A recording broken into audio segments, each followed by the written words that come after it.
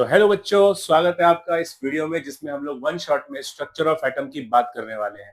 इस पूरे चैप्टर की बेसिक से मैं स्टार्टिंग से लेके एंड तक चलूंगा और इस पूरे वीडियो को हम लोग कोशिश करेंगे थोड़े से छोटे से समय के अंदर सारा कुछ कवर करना। And everything in the exam will be from this video only. तो आप इस वीडियो को बिल्कुल भी स्किप ना करें और पूरे ध्यान से देखें। तो देखो बेटा, होता क्या है ना, बहुत पुराने समय की बात है। तुम लोग अगर पुराने समय की बात अगर करूं, मैं चर्च के जमाने की मैं बात कर रहा हूँ। पहले मैं आता हूँ तुम्हारे क्लास 9th के ऊपर। तुमने क्लास 9th में एटम के बारे में बहुत कुछ पढ़ा है। उस बहुत कुछ में आपने ये जाना कि एटम जो होता है ये सबसे स्मॉलेस्ट फंडामेंटल यूनिट होता है। राइट। पहले लोग मानते थे कि यार मॉलिक्यूल सबसे छोटा होता है, लेकिन समय बीता और समय बीतने के साथ साथ लोगों ने ये देखा कि यार एटम भी सबसे छोटा है। और इसको पता करने वाले सबसे पहले कौन से साइंटिस्ट थे? हाँ, डाल्टन। तो डाल्टन ने डिस्कवरी की। He was a teacher only for chemistry. और उसने उसने ये डिस्कवरी कर दिया कि भाई एटम जो होता है ये सबसे छोटा फंडामेंटल यूनिट होता है। और ये बेचारा अकेला एग्जिस्ट नहीं करता, ये हमेशा किसी दूसरे एटम के साथ कंबाइंड होके मॉलिक्यूल के फॉर्म में घूमता है। तो अभी लोगों के मन में ना जिज्ञासा उठी कि यार एटम अगर सबसे छोटा है तो आखिर ये एटम दिखता कैसा है, कैसा होता है एटम का स्ट्रक्चर। तो चलिए समझते हैं इस चैप्टर में हम लोग बिल्कुल बेसिक से। तो भाई सबसे पहले जो हम लोग डिस्कस करने वाले हैं स्ट्रक्चर ऑफ एटम के अंदर, तो मैं आपको पहले इंट्रोड्यूस कर दूं। मेरा नाम रवि मिश्रा है और मैं फिजिक्स और केमिस्ट्री का आप लोगों का मेंटर हूं। तो बी इन दिस वीडियो और इस चैनल को सब्सक्राइब कर लो। आगे भी एक पूरा मैराथन चल रहा है जिसमें हम लोग एक एक चैप्टर को स्टडी करने वाले हैं। Class 11th and class 12th के एवरी चैप्टर को, हर एक चैप्टर के वन शॉट वीडियोस आएंगे। तो इस चैप्टर को स्टिक टू द पॉइंट और इससे बाहर बेटा नहीं आएगा, 90+ की गारंटी है मेरी। तो चलिए बात करते हैं थॉमसन मॉडल की। देखिए सबसे पहले जब बात ये आता है कि यार एटम दिखता कैसा है, तो इस पॉइंट पे सबसे पहले जो डिस्कवरी की थी ना वो था थॉमसन। हालांकि थॉमसन के मॉडल में कोई एक्सपेरिमेंट नहीं था। अब एक्सपेरिमेंट नहीं तो बेटा जान नहीं। तो इस मॉडल के अंदर कोई भी जान नहीं थी। इस मॉडल ने क्या किया, तो पहली बार किसी ने बताया कि यार ऐसा होता है कि अगर आप एटम को एक गोला मान लो। अच्छा, ये गोला क्या है? इनके देशों में ना, पुराने मतलब जो ये बाहर के देश है, हमारे इंडिया की मैं बात नहीं कर रहा, इनके देश में ना एक पुडिंग खाते हैं ये लोग। मतलब कोई त्योहार होता है जैसे मान लो क्रिसमस या हैलोवीन वगैरह, तो ये लोग पुडिंग खाते हैं, प्लम पुडिंग। तो ये पुडिंग के अंदर ना, जैसे हम लोग मान के चलिए हलवा बनाते हैं, तो हलवा में हम लोग उसमें काजू किशमिश बादाम ये सारी चीजें डाल देते हैं, है ना। तो ये काजू किशमिश बादाम वगैरह को थॉमसन कहता है कि यार पुडिंग की तरह तुम्हारा मॉडल होता है, एटम होता है। और ये जो तुम देख रहे हो ना, काजू किशमिश बादाम, ये सारे नेगेटिव चार्ज हैं। और इसके अलावा जितना भी हिस्सा बच गया बेटा, ये सारा का सारा पॉजिटिव चार्ज है। ऐसा कहना था थॉमसन का। तो कुल मिला के थॉमसन ने बोला कि यार एटम में ना कोई भी जगह खाली नहीं होती, सारी की सारी भरी होती है। चारों तरफ पॉजिटिव फैला हुआ है। बीच बीच में जो ये सीड्स की तरफ, बीच बीच में जो ये आप प्लम पुडिंग्स देख रहे हो, पुडिंग्स देख रहे हो, ये जो छोटे छोटे काजू किशमिश बादाम मेवा वगैरह है, ये सारा नेगेटिव चार्ज है। अब देखो इंडियंस को तो समझ में आता नहीं भाई, what is plum, what is pudding. हम लोग पुडिंग वुडिंग खाते नहीं है ना। तो जो है हम लोगों ने सोचा कि यार इस मॉडल को किस तरीके से इजी बनाया जाए। तो हमने इसको कंपेयर कर दिया वाटरमेलन से। और वाटरमेलन देखो बेटा, हम लोग बिल्कुल सेम वैसे, ये जो मॉडल है ना, इसको आप ट्रीट करोगे, this is not a plum pudding, this is a watermelon. So what happen in watermelon, तो वाटरमेलन के अंदर क्या होता है, सारा का सारा जो लाल वाला हिस्सा है, यानी बेटा देखो ये जो लाल वाला हिस्सा तुम देख रहे हो ना, ये सारा लाल वाला हिस्सा जो है ना, दिस वाज पॉजिटिव चार्ज। और बीच बीच में जो ये बच गया, जो गोल गोल बच गया, जिसको आप वाटरमेलन के सीड्स कह सकते हो, तो ये जो वाटरमेलन के सीड्स बच गए, जो बीज बच गए, ये सारे बीज क्या है, दीज आर नेगेटिव चार्ज। तो कुल मिलाकर के प्लम पुडिंग मॉडल को हम इंडियंस ने एक और नया नाम दे दिया, वाटरमेलन मॉडल। पता नहीं थॉमसन को पता भी है कि नहीं यार, मेरे मॉडल को वाटरमेलन के मॉडल के नाम से पढ़ रहे हैं। तो वाटरमेलन से हमने कंपेयर किया और वेरी इजी टू अंडरस्टूड हो गया। तो what was the theory of Thompson model? He was saying कि according to Thomson, atom was in the spherical in shape, which had positive charged particles and negative charged particles equally distribution, and hence it was electrically neutral। देखो ये वाला point बहुत important है। ये जो discovery वाला point है ना, electrically neutral, it is very important. क्योंकि हाँ ये करेक्ट है, ये वाला पॉइंट करेक्ट है। इवन जब बोहर्स आया, इवन जब रदरफोर्ड आया, in that experiment also they talk about the neutrality of an atom, कि एक एटम न्यूट्रल होता है। और ये शुरुआत से थॉमसन के टाइम से चली आ रही है। लेकिन थॉमसन के मॉडल में प्रॉब्लम ये था भाई कि थॉमसन ने ना ये क्या कह दिया कि भाई पूरा का पूरा जो मॉडल है, पूरा का पूरा जो एटम है, ये भरा हुआ है, फिल्ड है, कुछ खाली है ही नहीं। इसी चीज को आगे डिस्कवर कौन करता है? तो आगे डिस्कवरी करी रदरफोर्ड ने, और रदरफोर्ड के मॉडल को पहली बार कोई मॉडल आया जिसने कि एक्सपेरिमेंट के तौर पे एटम का स्ट्रक्चर निकालने की कोशिश की। And what was the experiment? Let's talk about the experiment. देखो बेटा, रदरफोर्ड के मॉडल की जो खासियत है ना, वो ये कि रदरफोर्ड ने पहली बार एक्सपेरिमेंट किया, राइट? और एक्सपेरिमेंट कभी गलत होते नहीं, एक्सपेरिमेंट सही होते हैं। एक्सपेरिमेंट का ऑब्जर्वेशन सही होता है, हाँ, उसका कंक्लूजन मेरा और आपका पर्सपेक्टिव डिफरेंट हो सकता है, अलग अलग हो सकता है। अब देखो करता क्या है रदरफोर्ड।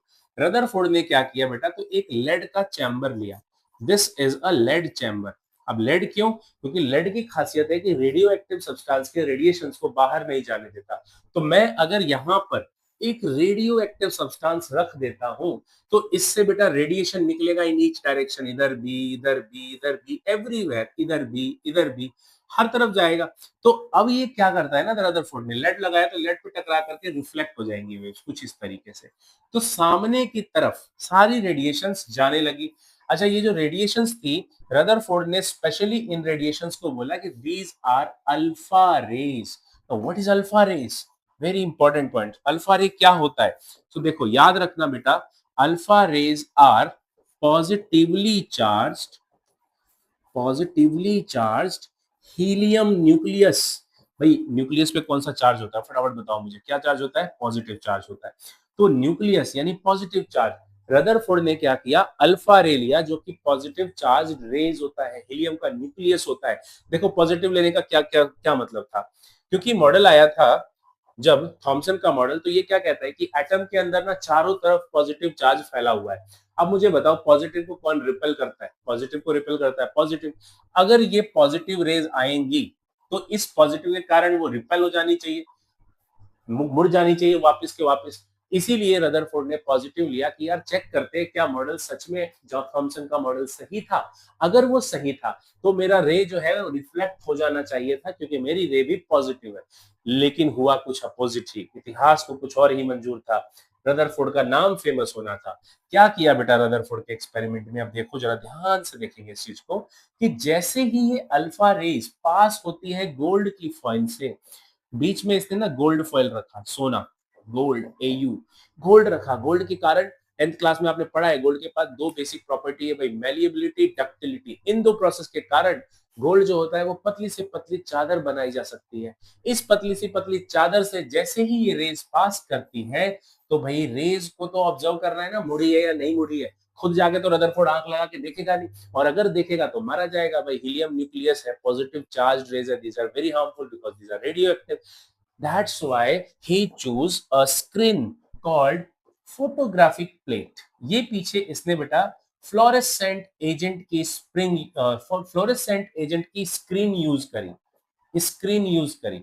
ये जिंक सल्फाइड का बना होता है, ZnS का। इसकी खासियत है कि जैसे ही इस पे अल्फा रेज पड़ेगा ना, तो ये स्पार्क करेगा, ग्रीन कलर का लाइट जलेगा। लाइट जलेगा तो ये पता लग जाएगा कि आने वाली रेज कहां पर टकराई। तो जैसे ही रेज आती है और इस पे टकराती है तो स्पार्किंग होती है, यानी वो जलता है, तो पता चल जाएगा। लेकिन ये जलना क्या जाकर के वो डी से नापेगा, प्रकार से नापेगा कि भी कितने एंगल पे टकराया।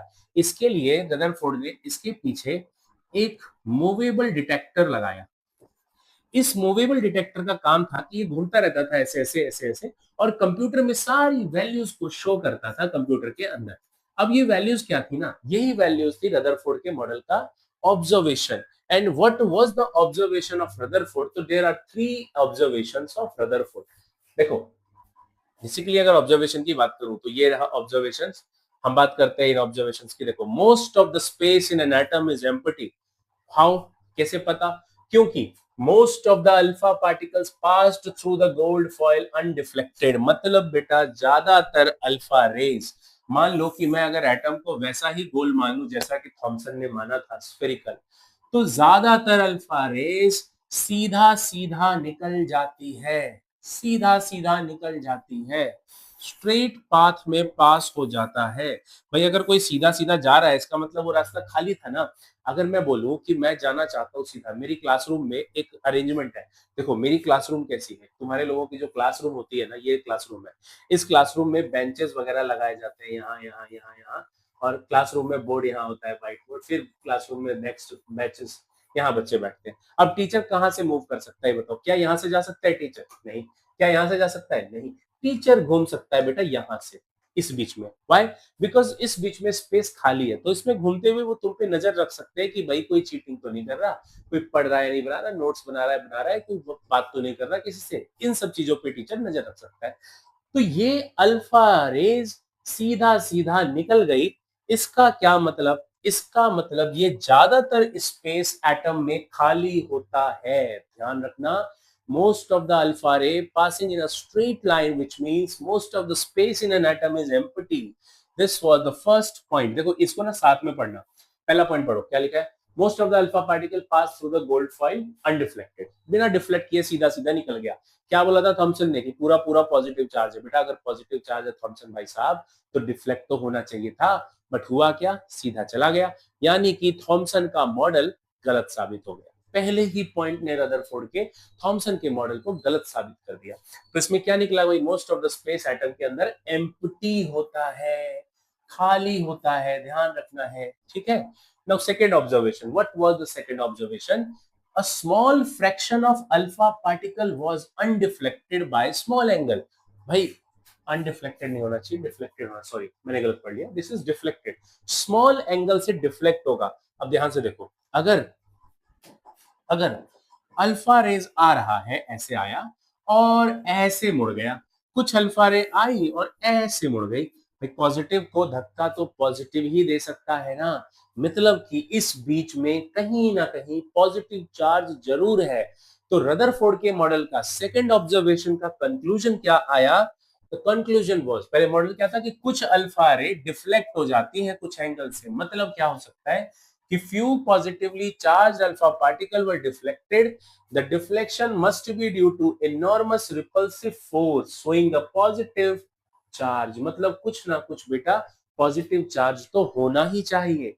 मतलब ये हुआ कि रदरफोर्ड यानी सॉरी डाल्टन, और ये क्या नाम है जिसका पहला मॉडल आया था, J Thomson, he was not 100% incorrect. There must be some positive charge in an atom. तो बेटा वो पॉजिटिव चार्ज यहाँ कहीं ना कहीं होगा, ऐसा रदरफोर्ड का मानना था। रदरफोर्ड के तीसरे पॉइंट ने साबित किया कि वो पॉजिटिव चार्ज आखिर कितने दूर में फैला हुआ है। वो क्या है पॉइंट? तो बेटा 1 आउट ऑफ 20,000, 20,000 अल्फा रेज अगर सीधी लाइन में मूव करे, तो उसमें से सिर्फ एक अल्फा रे वापस आता है। यानी कि positive charge is present in a very small space. बहुत छोटी सी जगह पर है वो पॉजिटिव चार्ज। अगर आप इसको कंपेयर करो कितनी छोटी सी जगह पे है, तो ऐसा मान लो कि एक टेनिस बॉल है, वो ये पॉजिटिव चार्ज है, ठीक है। इसको न्यूक्लियस नाम दिया रदरफोर्ड ने। So let's suppose a tennis ball is a nucleus positive charge. इसका 5 किलोमीटर लंबी रेडियस बनाओ और एक सर्कल खींच दो, यानी ऐसा सर्कल जिसका डायमीटर 10 किलोमीटर का है, और बीच में एक बॉल यानी टेनिस बॉल न्यूक्लियस का काम कर रहा है पॉजिटिव चार्ज, और ये बाकी सारी जगह खाली है। ये है एटम। इतना भयानक मॉडल है एटम का। यानी रदरफोर्ड ने साइज को कंपेयर किया और बोला कि साइज ऑफ न्यूक्लियस 10 की पावर -15 मीटर होता है, जिसको आप लोग फर्मी भी बोलते हो। और एटम के साइज के बारे में भी रदरफोर्ड ने बोला कि इट इज 10 की पावर -10 मीटर, जिसको आप एंगस्ट्रॉम भी बोलते हो। ऐसे लिखते हैं सिंबल, ठीक है। तो एंगस्ट्रॉम भी बोलते हो। यानी देखो साइज ऑफ एटम कितना टाइम्स ज्यादा है न्यूक्लियस से, अगर आप कंपेयर करोगे ना, तो -15 ऊपर जाएगा तो ऊपर हो जाएगा बेटा +15, यानी कि 4 जीरो।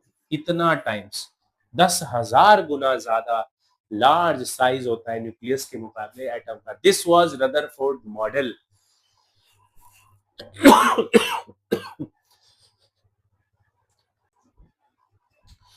देखो बात उस जमाने की है जब ये मॉडल आ रहा है ना बेटा। ये वो जमाना नहीं है जो तुम लोग आजकल जो जनरेशन मोबाइल फोन में हो, इंटरनेट है तुम्हारे पास, ये वो जमाना नहीं था।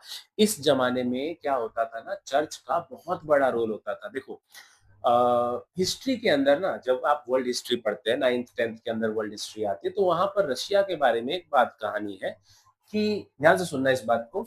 बात उस समय की है ना जब रशिया जो था बहुत पावरफुल था, लेकिन किसी विदेशी आक्रमण के कारण कह लो या किसी इंटरनल कंसिक्वेंसेस के कारण कह लो, रशिया के दो टुकड़े हो जाते हैं, पूर्वी और पश्चिमी।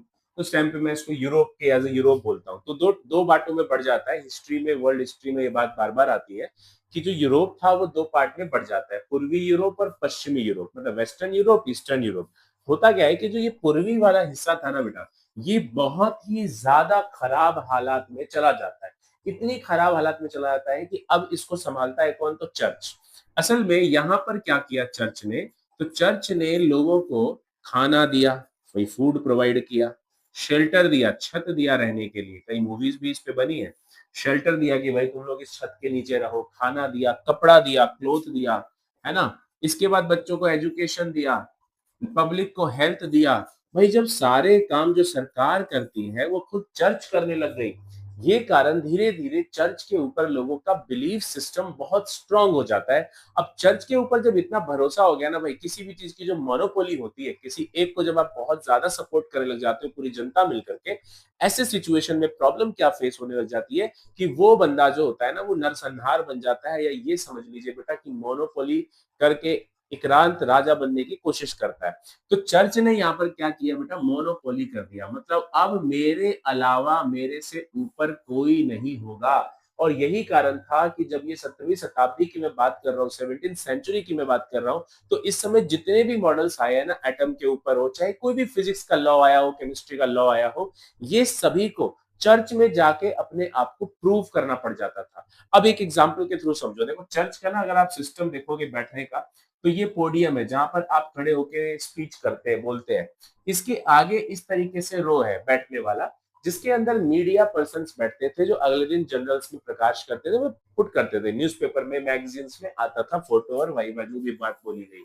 इसके पीछे बैठते थे ऑल साइंटिस्ट लोग, जो जिस टॉपिक पे आप बात कर रहे हो उस टॉपिक से रिलेटेड साइंटिस्ट लोग, जो आपसे क्वेश्चनिंग कर सकते हैं, क्वेश्चन आंसर पूछ सकते हैं, वो साइंटिस्ट बैठा करते थे। और फिर आता है बेटा पीछे बालकनी, जैसे मूवी थिएटर्स में आपको देखने को मिलता है बालकनी।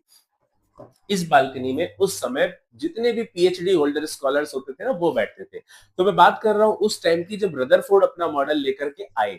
तो रदरफोर्ड वाज हियर, यहाँ पर रदरफोर्ड थे, और बोर्स बालकनी में खड़े होके जो बोर्स थे एज अ पीएचडी स्कॉलर, वो उस चीज को सुन रहे थे। And Bohr's was very inspired by Rutherford, बेटा बहुत ज्यादा इंस्पायर हो गए। कारण क्या है ना कि अभी तक मॉडल कौन सा चल रहा था? जेजे थॉमसन का मॉडल। और जेजे थॉमसन के मॉडल ने क्या बोला था कि एक वाटरमेलन प्लम पुडिंग की तरह होता है, जिसमें चारों तरफ क्या है? पॉजिटिव चार्ज फैला है और बीच में सीड्स यानी कि इलेक्ट्रॉन्स है। लेकिन रदरफोर्ड के पहले ही पॉइंट ने साबित कर दिया कि एटम के अंदर तो सारा स्पेस खाली है। और ना सिर्फ साबित किया बल्कि ये चीज प्रूव कर दिया कि एटम का साइज होता है 10⁻⁻10 मीटर मींस 1 एंगस्ट्रॉम, और न्यूक्लियस का साइज होता है 10⁻⁻15 मीटर यानी कि फर्मी। इन बातों से बोर्स बहुत ज्यादा प्रभावित होते हैं। लेकिन जैसा कि बेटा हर कोई जब आगे बढ़ने की कोशिश करता है ना, तो पीछे से लोग खींचने की कोशिश करते हैं। वो खींचने का काम यहाँ पर ये साइंटिस्ट लोग की, भाई अगला साइंटिस्ट मेरे से आगे बढ़ कैसे जाएगा, इससे सवाल पूछो और इसकी पैर पकड़ के खींच लो। सवाल क्या था? बोर्स से कहा, सॉरी रदरफोर्ड से कहा गया कि रदरफोर्ड साहब, आपके हिसाब से न्यूक्लियस के चारों तरफ इलेक्ट्रॉन घूमता है? हाँ जी घूमता है सर। बिल्कुल परफेक्ट, यही बोला था रदरफोर्ड ने। सवाल का सब सवाल ध्यान से सुनना, ये सवाल बिल्कुल वैलिड है और इसका जवाब रदरफोर्ड को देना पड़ेगा, तभी जाकर के उसके मॉडल को चर्च में एक्सप्लेन करके प्रूफ माना जाएगा कि हाँ भाई तूने मॉडल सही दिया। तो क्या क्वेश्चन था कि सर आपका इलेक्ट्रॉन के ऊपर है नेगेटिव चार्ज, कोई भी चार्ज पार्टिकल जब सर्कुलर मोशन में घूमता है ना, तो एट एवरी पॉइंट बेटा उसकी वेलोसिटी की डायरेक्शन चेंज होगी कि नहीं? आप टेंजेंट ड्रॉ करेंगे हर पॉइंट पे, आपने 11th क्लास में पढ़ा है कि सर्कुलर मोशन में जब भी हमें किसी भी पॉइंट पे चाहिए कि हमारा डायरेक्शन क्या होगा, हम उस पर टेंजेंट ड्रॉ करते हैं। तो टेंजेंशियल डायरेक्शन में मूव करता है। जैसे एक पत्थर को रस्सी में बांध के ना ऐसे घुमाना शुरू करो, मान लो मैंने इस पॉइंट पे छोड़ दिया तो बेटा इससे टेंजेंट की डायरेक्शन में जाएगा, इस पॉइंट पे छोड़ दिया तो इधर टेंजेंट की डायरेक्शन में जाएगा।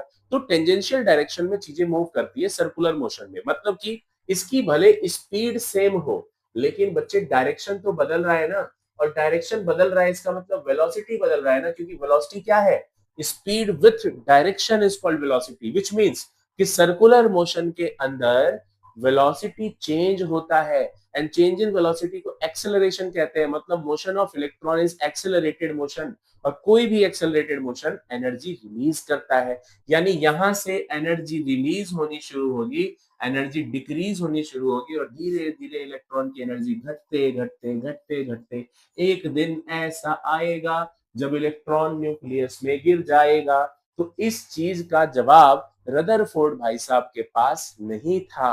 रदरफोर्ड ने फिर भी एक कोशिश जरूर करी। रदरफोर्ड ने क्या बोला ना कि यार मेरा सिस्टम ना प्लेनेटरी सिस्टम के जैसा है, ये बीच में सन है और ये चारों तरफ अर्थ घूमता है, पर मुझे ये बताओ क्या कभी अर्थ सन में गिरा? बढ़िया भैया, क्या बता, जवाब तो अच्छा दिए हो। लेकिन लोगों ने, साइंटिस्टों ने फिर रिवर्स सवाल किया चर्च में कि रदरफोर्ड साहब, आप बात कर रहे हैं इलेक्ट्रॉन की, which is a charge particle. Sun और earth are not a charge particle, they are only mass, so that's why they do not release energy, but your charge particle will release energy in the form of electromagnetic waves. So you cannot compare your model with the planetary system actually. So you are wrong in this manner. That's why this was the part which Rutherford could not explain in his model, and that became the limitation of Rutherford, and that was heard by Bose in the balcony, and he decided that I will correct Rutherford. देखो बेटा, Rutherford की limitation को लिख लेते हैं। क्या है limitation Rutherford की? कि ये जो बेचारे भाई साहब हैं, ये एक्सप्लेन नहीं कर पाए, है ना? ही कुड नॉट एक्सप्लेन। क्या नहीं एक्सप्लेन किया इन्होंने? He could not explain while revolving in an orbit. While revolving in an orbit, electron will release energy in the form of, किस फॉर्म में रिलीज करेगा बेटा एनर्जी? तो in the form of electromagnetic waves. As a result, there will be point occur, एक समय आएगा, there will be point occur when electron will fall. कहाँ गिर जाएगा electron? fall into the nucleus, nucleus में गिर जाएगा। As a result, atom will be not stable, hence atom will not be stable. Atom तो सारे के सारे अनस्टेबल हो जाएंगे क्योंकि भाई न्यूक्लियस में गिर जाएगा। पर मेरे एटम तो सुरक्षित है। पिछले 30-32 सालों से मैं आपके सामने ऐसे का ऐसा ही हूँ। बेटा आप लोग 14, 15, 17, 20 सालों से जो भी मेरे व्यूअर्स हैं, मेरे बच्चे हैं, आप सभी तो जिंदा हो ना बेटा, और मतलब आपके इलेक्ट्रॉन्स आज तक न्यूक्लियस में नहीं गिरे हैं, घूम रहे हैं, तो ये मॉडल गड़बड़ साबित हो गया। तो hence atom will not be stable, but we know that, हमें पता है, क्या पता है? But we know that atom is stable. Atom क्या है? स्टेबल होता है। ये पॉइंट, ये प्रॉब्लम रदरफोर्ड की थी, जो कि रदरफोर्ड भाई साहब नहीं बता पाए। अब देखो क्या होता है, हिस्ट्री अपने आप को रिपीट करती है, इतिहास खुद को दोबारा से रिपीट करता है। होता यह है कि ठीक 7 से 8 साल के बाद अब चर्च के अंदर बोर्स भाई साहब यहाँ खड़े हैं आगे, फर्स्ट रो में वही सेम मीडिया वाले, सेकेंड रो में साइंटिस्ट और जिसमें बैठे हैं रदरफोर्ड साहब अपने ही मॉडल को सुनने के लिए, और बालकनी में फिर से पीएचडी स्कॉलर्स, स्टूडेंट वगैरह होते हैं। तो अब देखो क्या होता है, इस दुनिया में ना जितने मॉडल्स आए हैं, मतलब बहुत सारे एटॉमिक मॉडल्स है बेटा। आप लोगों ने तो सिर्फ थोड़े बहुत के नाम सुने हैं, जैसे कि जे थॉमसन मॉडल है, रदरफोर्ड मॉडल है, बोर्स मॉडल है, श्रोडिंजर का मॉडल है ना? ऐसे हमने डी ब्रॉगली हाइपोथेसिस पढ़ा है, इलेक्ट्रॉन सीम मेथड है, क्लाउड कंपोनेंट, मतलब इतने सारे हैं ना हमारे आसपास। और याद रखना, कोई भी ना 100% ट्रू नहीं है, कोई भी 100% करेक्ट नहीं है। There are some limitation in every model. हर एक के अंदर कुछ कमियां हैं बेटा, मेरे अंदर भी कुछ कमी है, आपके अंदर भी कमी है, और जीवन इसी का नाम है कि हम इसको सुधार करके आगे बढ़े, तभी जीवन सक्सेसफुल है, नहीं तो फिर तो कोई फायदा नहीं। तो देखो, दुनिया में जितने भी मॉडल आते हैं ना, वो अपने पिछले मॉडल को गलत साबित करने आता है कि भाई मेरे से जो पहले आया था ना वो गलत था। जैसे देखो रदरफोर्ड का मॉडल क्यों आया? क्योंकि वो ये साबित करना चाहता था कि J Thomson was wrong, J Thomson का मॉडल गलत है। लेकिन इस पूरे इतिहास में बोर्स का मॉडल एक अकेला ऐसा मॉडल है जो कि सही साबित करने आया था रदरफोर्ड को, यानी कि रदरफोर्ड के मॉडल को सही करने आया। और आते ही क्या कहता है बोर्स? कि एक्सपेरिमेंट कभी गलत नहीं होते। मेरे भाई साहब रदरफोर्ड बिल्कुल सही थे, वो मेरे इंस्पिरेशन है, और वो बिल्कुल सही कह रहे थे। बस एक्सप्लेनेशन क्या दिया इन्होंने, ध्यान से सुनना बेटा। बोर्स का पहला ही पॉइंट ऐसा था ना जिसने एक्सप्लेन कर दिया इस बात को कि कैसे कैसे ये सही है रदरफोर्ड का मॉडल। देखो बोर्स का पहला पॉइंट क्या है? बोर्स कहता है there are infinite number of shells are present in an atom. किसी एटम में infinite number of shells are present, but लेकिन electron will revolve only in those orbits, only in those orbits which have fixed energy, which have fixed energy called stationary orbit. अब देखो पहला model क्या है, पहला point ही क्या कह रहा है कि भाई एक शेल नहीं है। रदरफोर्ड ने क्या बोला था कि न्यूक्लियस के चारों तरफ एक शेल होता है जिसमें इलेक्ट्रॉन घूमता है। अब बोर्स आके कहता है भैया एक शेल नहीं होता, ऐसे ऐसे अनगिनत शेल होते हैं, इनफाइनाइट। आप जो भी एनर्जी सोचोगे ना उस एनर्जी का शेल है यहाँ पे। हर एक एनर्जी का एक शेल होगा, हर शेल की अपनी एक फिक्स्ड एनर्जी होगी। जैसे ये पहले शेल के मान लो 10 जूल, तो दूसरे सेल की 20 जूल, तीसरे सेल की 30 जूल, चौथे की 40 जूल या 42 जूल, 45 जूल, जो समझना है समझ लो। हर एक एनर्जी का एक शेल प्रेजेंट होगा, ऐसा बोर्स का कहना था। अब देखो इस बात को मैं तुम्हें समझाता हूँ। एक बार ना इसको एक कहानी से समझते हैं। मान के चलो मेरे ना दोस्त है, बचपन से ना हम 3 दोस्त थे। हमेशा मेरी ईमेल आईडी भी मेरे दोस्तों के नाम पे आज भी है ना। हम होता है ना, मेरा दोस्त, मेरा नाम रवि, मेरा एक दोस्त राम और मेरा तीसरा दोस्त हरीश। हम लोग की फ्रेंडशिप ना फर्स्ट क्लास से ही है। तो ये देखना ध्यान से, इस सेकंड शेल के अंदर बैठे हुए हैं हम तीनों। ये मैं रवि, ये मेरा दोस्त राम और ये मेरा तीसरा दोस्त हरीश, है ना। तो रवि राम हरीश ये तीनों सेकंड शेल में बैठे हैं। इनकी जिस शेल में ये बैठे हैं, इस शेल की एनर्जी है 20 रुपए। ये 20 जूल देख रहे हो लिखा हुआ। तो मतलब आप ये समझ लो कि हम तीनों की ना पॉकेट मनी इस जमाने में 20 रुपए है। मतलब महीने का 20 रुपए हमें पॉकेट मनी मिलता है और हम ये जानते हैं कि हमें ये पॉकेट मनी को कैसे चलाना है, कहाँ खर्च करना है। महीने भर हमारा ये बजट है। और आप जानते हैं पॉकेट मनी घटता नहीं, पॉकेट मनी बढ़ता है जैसे जैसे आप आगे क्लास में जाएंगे। तो अभी 20 रुपए हम लोगों की फिक्स्ड पॉकेट मनी है। हमें पता है कि भाई राम और हरीश हम संडे को बैठते हैं चाय की टपरी पे, 2 रुपए की चाय 1 रुपए की मट्ठी खाते हैं एवरी संडे। ये हमारा रूटीन है। तो इस तरीके से हम खाया करते थे। लेकिन एक दिन क्या होता है कि रवि की लॉटरी लग जाती है 1 करोड़ रुपए की। लेट्स सपोज मेरी लॉटरी लग गई 1 करोड़ रुपए की। तो अब मैं क्या करूंगा, सबसे पहले कहूंगा राम और हरीश तुम कौन हो। देखो यार दोस्ती में ऐसे आना नहीं चाहिए, बट लाइफ क्या है ना कि जब लाइफ में आगे बढ़ना होता है। अब हमारे बीच कभी भी क्या होता है, आपकी जितने दोस्त है बच्चे, जितने भी दोस्त हैं, जितने भी रिश्तेदार हैं, आप ना समय में हमेशा उनके साथ लाइफ में साथ नहीं चल सकते। सभी की लाइफ सेम नहीं होती, सभी की लाइफ में अपने कंसिक्वेंसेस है। दोस्ती सभी के साथ है, बना के सबके साथ रखो। ऐसा नहीं कि किसी के साथ होगा, लेकिन अपनी आप को आगे बढ़ाने की कोशिश जीवन भर करते रहो। तो देखो 1 करोड़ की लॉटरी लगी और रवि जंप कर गया सीधे कहा, 1 करोड़ जूल के शेल में। मतलब रवि एक ऐसे शेल में जंप कर गया जहां पर 1 करोड़ रुपए वाले लोग रहते थे। अब क्या करेगा रवि, एक्साइटेड हो गया भाई, 20 रुपए वाले की औकात है उसकी और 1 करोड़ हो गई। तो जंप कर गया, एक्साइटेड हो गया। इस स्टेट को बोर साहब कहते हैं कि ये है एक्साइटेड स्टेट। इसमें रवि एक्साइटेड है, यानी इलेक्ट्रॉन एक्साइटमेंट स्टेट में है। So that is excited state. फिर जब इसकी औकात 20 रुपए की थी इन तीनों दोस्तों की, तो उस समय वो जमीन से जुड़े लोग थे। मतलब कुछ भी घमंड नहीं था, कुछ भी प्रॉब्लम्स नहीं थे लाइफ के अंदर।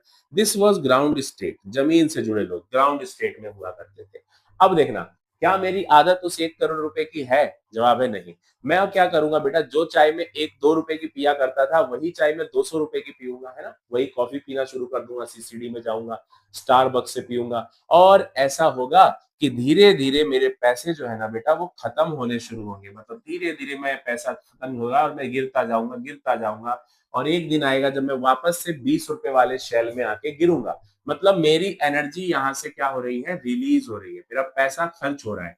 किस फॉर्म में खर्च हो रहा है? इलेक्ट्रोमैग्नेटिक वेव के फॉर्म में मेरा पैसा खर्च हो रहा है, निकल रहा है, हो रहा है, जा रहा है। और एक दिन आएगा जब मैं वापस से अपने ग्राउंड स्टेट में गिर जाऊंगा। और ग्राउंड स्टेट से नीचे मैं नहीं जा सकता, क्योंकि मुझे मेरी औकात अच्छे से पता है। अगर मैं 20 रुपए का बंदा बचपन से रहा हूं, तो मैं अभी भी 20 रुपए का हूं। मैं फिर बोलूंगा हाय राम हाय हरीश, चलो 2 रुपए की चाय पीते हैं। और इससे नीचे नहीं गिर सकता। बस यही पॉइंट था जिसको रदरफोर्ड एक्सप्लेन नहीं कर पाए थे। देखो मॉडल क्या था, there are infinite number of shells are present. भाई अनगिनत शेल है, लेकिन इलेक्ट्रॉन सिर्फ उसी में घूमता है जिसमें उसकी एनर्जी फिक्स्ड होती है। जैसे कि ग्राउंड स्टेट उसमें फिक्स्ड है, वो उससे नीचे नहीं गिर सकता। हाँ, जो ये बात है ना कि भाई घूमते वक्त तो एनर्जी रिलीज होगी, तो हाँ बिल्कुल सही है, गिरेगी, एनर्जी रिलीज होगा। लेकिन कब होगा? जब वो एक्साइटेड स्टेट से ग्राउंड स्टेट में आएगा। This was the first point of robots model. Very important, पहले ही पॉइंट ने रदरफोर्ड के मॉडल को सही साबित करके रख दिया था भाई। और ये सारी चीजें हो रही है कहाँ, चर्च के अंदर। बेटा इतने बढ़िया तरीके से कॉन्सेप्ट समझेंगे ना, प्यार हो जाएगा केमिस्ट्री से। और मैं जो पढ़ाता हूँ उससे प्यार कर देता हूँ सब्जेक्ट को ना, फिजिक्स केमिस्ट्री हनुमान बना देंगे तुम्हें। चलो अब आगे बढ़ते हैं। तो ये टॉपिक हो गया फर्स्ट। अब देखो लोगों का काम है कहना, कुछ तो लोग कहेंगे, है ना। तो लोगों ने सवाल पूछा, भाई चर्च में बैठे ये जो सेकंड रदरफोर्ड के यहाँ पे जो बैठे हैं ना, रदरफोर्ड साहब, देख करके मंद मंद मुस्कुरा रहे थे कि अरे वाह, मेरे मॉडल को तो सही साबित करने कोई तो आया। और बाकी साइंटिस्ट लोग जो यहाँ बैठे हैं ना, इन लोगों का काम, ये लोग अपना कॉकरोच वाला काम जरूर कर रहे थे। They are doing what, they are questioning, ये क्वेश्चन कर रहे थे। क्वेश्चन क्या, मेरे को जो क्वेश्चन करता है लोग उसको कॉकरोच कह देते हैं। अभी आप लोगों के लिए, सभी स्टूडेंट्स के लिए कितने सपोर्ट में खड़े हैं कॉकरोच जनता पार्टी और बाकी लोग। मानो भले पॉलिटिकल मुद्दा छोड़ दो, कॉकरोच जनता पार्टी का कुछ भी हो पॉलिटिकल मुद्दा, लेकिन एक वैलिड चीज के लिए खड़े हैं वो, है ना। मतलब स्टैंड ले रहे हैं, तो नीट के बच्चों के लिए, जेई के बच्चों के लिए तो बहुत अच्छा स्टैंड है। उनका हमें साथ देना चाहिए, सरकार को सुननी चाहिए।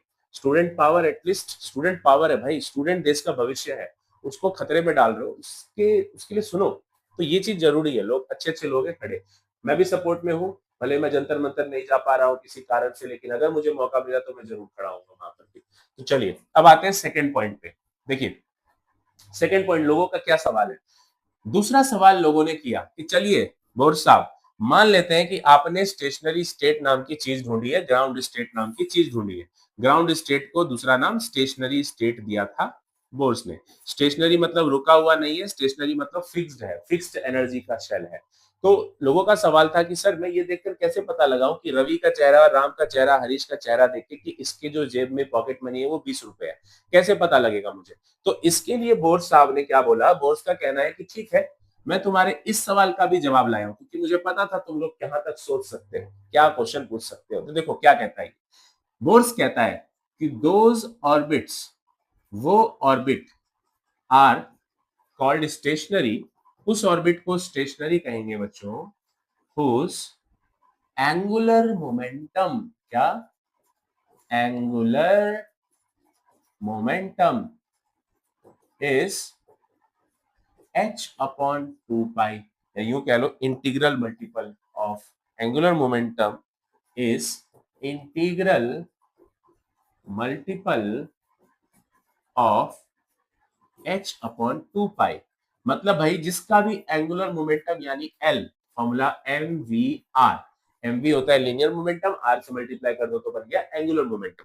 तो जिसका भी एंगुलर मोमेंटम h अपॉन 2 पाई का n टाइम्स होगा, वही शेल स्टेशनरी शेल कहलाएगा। जस्ट लर्न द फॉर्मूला, इसके पीछे घुसने की जरूरत नहीं है बहुत ज्यादा टाइप करने की, सिंपली याद रखना बच्चे। क्वेश्चन को ना इतना सिंपल रखो, क्रिस्टल क्लियर रखो कॉन्सेप्ट को, बहुत ज्यादा कॉम्प्लिकेट मत करो। सिंपली क्या कह रहा है, एंगुलर मोमेंटम निकाल लो उस इलेक्ट्रॉन का जो घूम रहा है शेल में। अगर उसका एंगुलर मोमेंटम h अपॉन 2 पाई का n टाइम्स आ रहा है, आपको h की वैल्यू पता है, ये h जो है ना ये प्लैंक्स कांस्टेंट है, इसका वैल्यू होता है 6.626 10 की पावर -34 जूल सेकेंड। ये जो वैल्यू है ना, ये प्लैंक्स ने दी थी, प्लैंक्स एनर्जी आया था, आगे चल के मैं बात करूंगा। तो प्लैंक्स ने ना ये वैल्यू दे दी, और उसका n टाइम्स मतलब 1 टाइम 2 टाइम 3 टाइम अगर एमवीआर की वैल्यू आ रही है, तो मतलब है कि वो शेल जिसकी मैं बात कर रहा हूँ वो एक स्टेशनरी शेल है, राइट। तो ये दूसरे सवाल का जवाब भी बोर्स ने दे दिया। अब आया तीसरा सवाल। लोग कहते हैं कि बोर्स साहब चलो बहुत अच्छी बात है, आपने ये भी बता दिया कि न्यूक्लियस में क्यों नहीं गिरेगा, और गिरेगा तो कब गिरेगा, जब एक्साइटेड से ग्राउंड में आएगा। आपने ये भी बता दिया कि जो एनर्जी रिलीज होगी, वो एनर्जी कैसे पता लगेगा कि स्टेशनरी में गिरा या स्टेशनरी शेल क्या है। थर्ड क्वेश्चन का आप ये भी जवाब दे दो कि ये जो एनर्जी रिलीज हो रही है ना, ये कौन सी हो रही है, इसकी फ्रीक्वेंसी क्या है, आप ये बता दो। अब देखना बेटा, यहाँ पर ना बोर्स ने क्या गजब चाल चली है। बोर्स ने क्या बोला, जो फ्रीक्वेंसी है वो आपको निकालना है, तो आप एनर्जी का डिफरेंस करो और उसको प्लैंक्स कांस्टेंट से डिवाइड करो, आपको एनर्जी मिल जाएगा। ये फॉर्मूला बोर्स का तीसरा पोस्टुलेट। अब मैं क्यों कह रहा हूं यहाँ पे चाल, जरा इसके पीछे का लॉजिक समझना। इसमें क्या लिखना आपको, द फ्रीक्वेंसी ऑफ, पहले ये लिख लेते हैं, frequency of energy released is given by the relation, ये लिख दिया। अब देखो E2 E1 क्या है, जैसे मान लो बेटा ये ग्राउंड सेल है, फर्स्ट सेकंड थर्ड फोर्थ ऐसे बहुत सारे शेल थे, ये वाले शेल का नाम है E2 और इस वाले का नाम है E1। इलेक्ट्रॉन E2 से क्या करके E1 में गिर रहा है, कहां से गिर रहा है, E2 से आकर के E1 में गिर रहा है। यहाँ से आकर के यहाँ पे गिर रहा है, तो एनर्जी रिलीज होगी।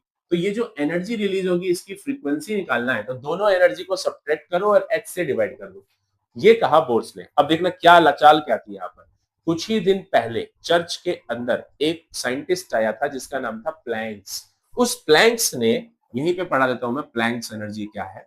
प्लैंक्स ने एक लॉ दिया चर्च में आके। उसने ये साबित किया कि सर जैसे जैसे हम एनर्जी बढ़ाते जाते हैं ना, वैसे वैसे फ्रीक्वेंसी बढ़ती जाती है। फॉर एग्जाम्पल, लोहे को बेटा गर्म करो, लोहा हर एक रंग शो करेगा, वो पीला भी होगा, वो नीला भी होगा, वो लाल भी होगा, हर एक कलर देगा। तो जितनी ज्यादा आप उसको गर्म करते जाओगे, मतलब एनर्जी सप्लाई करते जाओगे, उतनी हाई फ्रीक्वेंसी की वेव वो एमिट करते जाएगा। तो ये प्रोपोर्शनल था। प्रोपोर्शनल साइन हटा के इक्वल आएगा तो कांस्टेंट एच आएगा। ये था Planck's constant, Planck's energy, E equals to H nu. इस लॉ को चर्च ने सलाम करा, चर्च ने कहा परफेक्ट आपका लॉ है और एक्सेप्ट किया गया। अब बोर्स देखो, बोर्स का रिलेशन जरा गौर करना। इस रिलेशन में E2 माइनस E1 है ना, इसको डेल्टा E लिख दूं upon H equal to nu. So what is delta E from here? H इधर देखो, H न्यू। क्या ये रिलेशन वही नहीं जो बोर्स ने दिया है? दोगे हाँ। तो बोर्स ने यहाँ पर ये अपना फ्रीक्वेंसी निकालने का प्लैंक्स के एनर्जी से कंपेयर कर दिया कि अब तुम सवाल पूछ के दिखा लो। अब अगर किसी ने सवाल पूछा, भाई डिक्टेटरशिप हो जाएगी। अगर किसी ने सवाल पूछ दिया कि भाई ब्रदर बोर्स जवाब दो इस सवाल का, तो वो क्वेश्चन सीधा चर्च के मुंह पे होगा, क्योंकि चर्च ने किसको एक्सेप्ट कर लिया था? चर्च ने एक्सेप्ट कर लिया था प्लैंक्स एनर्जी को, और प्लैंक्स एनर्जी से बोर्स ने ये फॉर्मूला निकाल करके दिया है। यानी अगर बोर्स गलत साबित हुआ तो इसका मतलब प्लैंक्स गलत साबित हुआ, और प्लैंक्स गलत साबित हुआ तो चर्च गलत साबित हुआ। चर्च अपने पे पर्सनल ले लेगा। दैट्स वाई लोगों ने सवाल नहीं पूछा। बोर्स को एकदम बढ़िया से इस मॉडल को एक्सेप्ट किया गया। बोर्स मॉडल को भाई बढ़िया, ये समझ लो कि उसको नोबेल प्राइज मिलता है, रदरफोर्ड को नोबेल प्राइज मिलता है just because of the Bohr's. और खुशी खुशी सब घर हो गए। लेकिन उस समय तो कोई लिमिटेशन नहीं आती। लेकिन उससे ठीक कुछ सालों के बाद लोगों ने लिमिटेशंस निकालनी शुरू करी। एक लिमिटेशन, एक चिंगारी की जरूरत थी। बस एक लिमिटेशन आया हाइड्रोजन लाइन एमिशन स्पेक्ट्रम का। उसके बाद भाई साहब लाइन लग गई। 3 पॉइंट दिए थे बोर्स ने और 4 लिमिटेशन निकलवा बैठा अपना। 3 पॉइंट पे 4 लिमिटेशन ले आया। रदरफोर्ड के तो 3 पॉइंट पे एक लिमिटेशन था, इसके 3 पॉइंट पे 4 लिमिटेशन आ जाते हैं। तो ये अब हम लोग डिस्कस करेंगे। हमारा जो नेक्स्ट पॉइंट है, लिमिटेशन पढ़ने से पहले हमें जरूरी है कि उस लिमिटेशन के पीछे का मैजिक लॉजिक समझना। लिमिटेशन किसके ऊपर? हमारा टॉपिक होगा, ये लिमिटेशन में आएगा। अभी लिमिटेशन डालना मत, अभी सीधा हेडिंग लिखेंगे हम लोग, hydrogen line emission spectrum. Hydrogen line emission spectrum, this is our next topic, no doubt. तो हाइड्रोजन लाइन एमिशन स्पेक्ट्रम ये वो मॉडल है जिसने बोर्स के मॉडल को ना गलत साबित करके रख दिया था। अब जरा इस मॉडल को देखना बेटा। यहां पर हम लोग एक शेप बनाएंगे, अच्छा सा। तो एक इस टाइप से एक ट्यूब बनाया। This tube is called discharge tube, जिसमें ना 2 टर्मिनल्स लगे होते हैं। ये 2 टर्मिनल थे, एनोड और कैथोड। अब यहां से वेरी हाई वोल्टेज सप्लाई की जाती है, बहुत हाई वोल्ट। और इसके अंदर हाइड्रोजन गैस भरी होती है लो प्रेशर पे। कितने प्रेशर पे? तो लो प्रेशर पे। अब ध्यान से समझना इस चीज को बेटा। ये जो 2 कंडीशंस हैं, जिसे हम लोग क्या कहते हैं? High voltage low pressure. ये वो कंडीशन है जिसमें हवा में भी इलेक्ट्रिसिटी फ्लो होती है। मैं जिस रूम में इस वक्त रिकॉर्डिंग कर रहा हूँ, मेरा ये रिकॉर्डिंग स्टूडियो, इसमें बहुत सारे पावर सॉकेट्स हैं। अगर इन पावर सॉकेट से अभी मुझे करंट नहीं लग रहा, मैं इनसे दूर हूं, मैं इनके कांटेक्ट में नहीं हूं, लेकिन अगर इस रूम से मैं हवा खींच के बाहर कर दूं सक्शन पंप से, तो इसके अंदर हो गया low pressure create. Voltage already 220 घरों में आ रहा है। High voltage low pressure create, तो इलेक्ट्रिसिटी निकल के हम लोगों को लगने लग जाएगा करंट। आप इसका बेस्ट एग्जांपल देखो। बिजली कड़कती है ना, जमीन तक क्यों गिरती है? बिजली कड़कने का रीजन है वहां हाई वोल्टेज है, 10 लाख वोल्ट का बिजली है भाई। और हाई बहुत ऊंचाई पर है। जितनी ज्यादा ऊंचाई प्रेशर लो, हाई हाइट के साथ लो प्रेशर और high voltage, air start conducting, हवा में भी बिजली आती है नीचे तक। ये वो कारण है। ऐसे ही सेम आप ये समझ सकते हो कि कोरोना इफेक्ट होता है, कहलाता है कोरोना इफेक्ट। बिजली के तार के आसपास ना तुम्हें आवाज आएगी चरचराहट की, चर चर चर चर करके। ये क्या है? ये वहां के आसपास की हवा कंडेंस्ड, आसपास की हवा आयनाइज्ड हो रही है, उसमें इलेक्ट्रिसिटी दौड़ रहा है।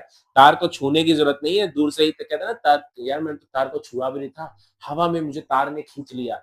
ट्रेन में कईयों को शौक लगता है और वो बेचारे जिंदा बच जाते हैं, तो वो ऐसी सिचुएशन बताते हैं कि मैंने तो टच भी नहीं किया था तार को, दूर से ही मुझे करंट लग गया। कैसे लगा? क्योंकि उसमें हाई वोल्टेज था 25,000 वोल्ट और वो ऊंचाई पे था, आप जाके खड़े हो गए, हवा में भी इलेक्ट्रिसिटी होगी तो उस वायर के आसपास कुछ दूरी तक इलेक्ट्रिसिटी फ्लो कर रही होती है, तो वो छुएंगे आप, उसके कांटेक्ट में आते ही आपको शॉक लग जाएगा। तो इस बीच से बेटा इलेक्ट्रिसिटी फ्लो करने लग जाती है, मतलब यहाँ पर इलेक्ट्रॉन फ्लो करने लग जाएगा, एनर्जी फ्लो करने लगेगा, इलेक्ट्रिसिटी करंट जाने लग जाएगा, जिसके कारण हाइड्रोजन को एनर्जी गेन मिलेगा। याद करिए मैंने कहा था लॉटरी लग गई रवि की तो 1 करोड़ वाले जूल में चला गया, वैसे ही हाइड्रोजन की जब लॉटरी लगेगी तो वो किसी जूल में भाग जाएगा किसी एनर्जी शेल में, राइट। और जब वो ग्राउंड स्टेट में वापस आएगा तो एनर्जी रिलीज करेगा, यही रिलीज एनर्जी यहां से निकल रहा है। ये जो लाइन निकल रही है बेटा, ये वो लाइंस है, ये वो एनर्जी है जो बाहर आ रही है, released EM waves, electromagnetic waves. और इसको हमने एक फोटोग्राफिक प्लेट के ऊपर उतारा, जैसे एक्सरे प्लेट्स होता है ना, वैसे प्लेट्स के ऊपर उतारा कि भाई क्या दिख रहा है। तो हमें ना बहुत सारी लाइंस दिखती है, जैसे ये कुछ लाइन है, ये कुछ लाइंस है, ऐसे बहुत सारी लाइंस नजर आने लगी हम लोगों को। ये बहुत सारी लाइंस की फोटो खिंच गई। हाँ, इस तरीके से मैंने 6 लाइंस की फोटो बना ली। अब अलग अलग साइंटिस्ट आए और इसको एक्सप्लेन करना शुरू किया, तो उन्होंने एक ने नाम दिया नीचे वाले को लाइमन, ऊपर वाले को बोला बेटा बाल्मर, इसके ऊपर वाले को बोला पाशन, इसके ऊपर बोला ब्रैकेट, ब्रैकेट के ऊपर आया फंड, पी साइलेंट है, ठीक है, P fund, P silent fund बोलना है, और सबसे ऊपर आया हम्फ्री। आपकी एनसीईआरटी बुक में हम्फ्री मेंशन्ड नहीं है बट स्टिल लिख लेते हैं, तो हम्फ्री। ये कुल मिलाकर के हाइड्रोजन के लाइन एमिशन स्पेक्ट्रम आते हैं। इसको लाइन एमिशन क्यों करें, लाइन बने हुए हैं, अलग अलग रीजन में थे। लाइमन जो था ये था तुम्हारा अल्ट्रावायलेट रीजन में, बाल्मर था विजिबल, अकेला बाल्मर था जो विजिबल था, दिख रहा था, और ये बाकी के जितने बच गए ये सारे इंफ्रारेड रेडिएशंस में आते हैं। अब सुनो क्वेश्चन क्या था, जब ये एक्सपेरिमेंट होता है ना तो लोग क्वेश्चन पूछते हैं बोर्स से कि बोर्स भाई साहब हमें ये बताइए, अपने मॉडल के हिसाब से हमें ये समझाइए कि ये इतनी सारी जो लाइंस बनी है ना, ये लाइंस कैसे है। आपने क्या बोला था, हर एक शेल का एनर्जी होगा, हर एक एनर्जी का एक शेल होगा, इनफाइनाइट नंबर, मतलब 10 11 12 13 14 15 16 हर एक जूल की शेल होनी चाहिए। तो ऐसा क्यों हो रहा है कि ये मान लो 10 जूल का है तो मुझे 10 जूल की लाइंस दिख रही है, और फिर 20 जूल की दिख रही है, फिर 50 जूल की दिख रही है, बीच में कहाँ है लाइंस, 21 22 11 15 कहाँ गायब है, सारी लाइन आनी चाहिए थी। आपके अकॉर्डिंग इलेक्ट्रॉन जब गिरता है ग्राउंड स्टेट के अंदर एक्साइटेड से, तो वो कंटिन्यूस गिरता है, मतलब 20 से 19 19 से 18 18 से 17 ऐसे गिरना चाहिए, लेकिन यहाँ दिख क्या रहा है, डिस्क्रिट, 20 से सीधा 10 में आ रहा है, ये देखो 50 से सीधा 20 में आ रहा है, ये डिस्क्रिट हो गया। तो यही प्रॉब्लम आ गई बोर्स की, कि बोर्स के अकॉर्डिंग क्या बोला था बोर्स ने, according to Bohr, according to Bohr, the removal or energy should be continuous. Energy of emission should be कैसा होना चाहिए बच्चों, should be continuous. But क्या मिला, discrete. Should be continuous, but it found, क्या मिला हमको, but it found discrete. बस यही दिक्कत थी जिसके कारण बेचारे बोर्स भाई साहब दिक्कत कर गए अपने मॉडल में। अब देखिए इस चीज को हम समझते हैं, जब लोगों को ये पता लगा ना कि यार हाइड्रोजन लाइन एमिशन स्पेक्ट्रम को एक्सप्लेन नहीं कर पाया बोर्स, तो क्यों ना हम अपने मॉडल्स ना इसी के ऊपर बनाना शुरू कर दें। क्या निकाला इसने, क्या प्रॉब्लम बताई बोर्स ने, ही could not explain, he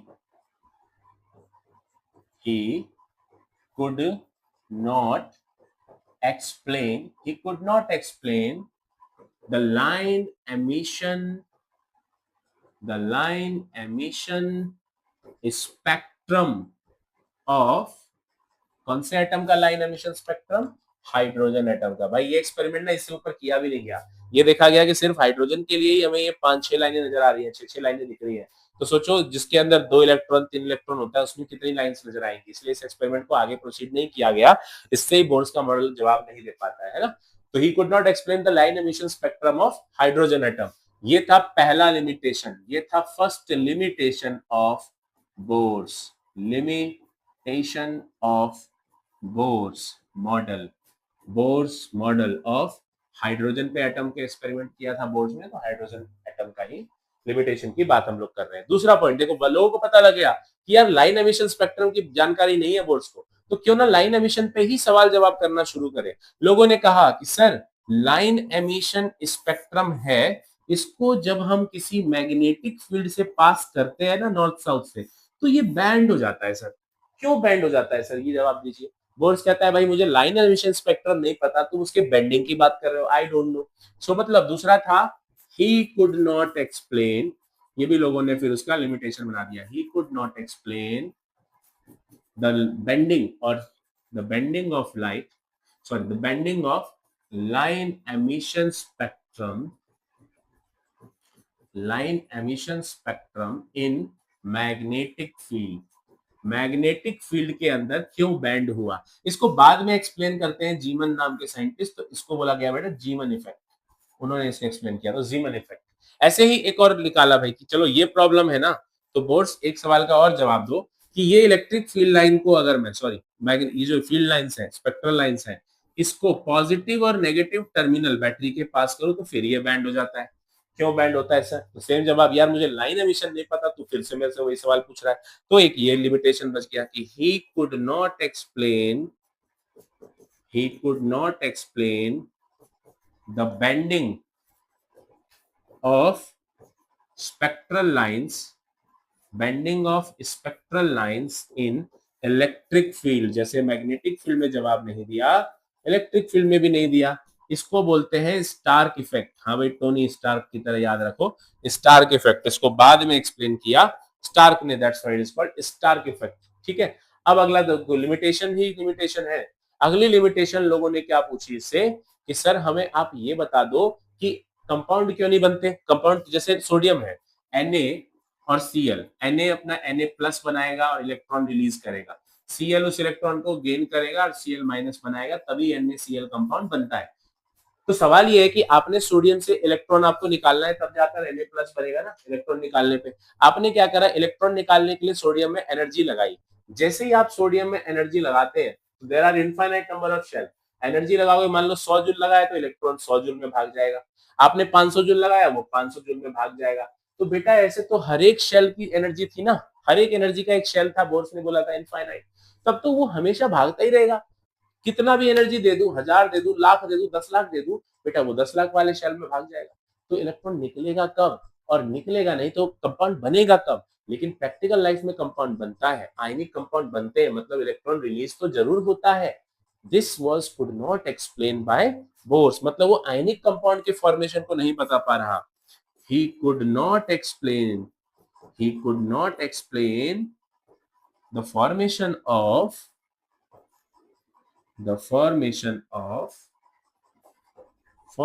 of ionic compound।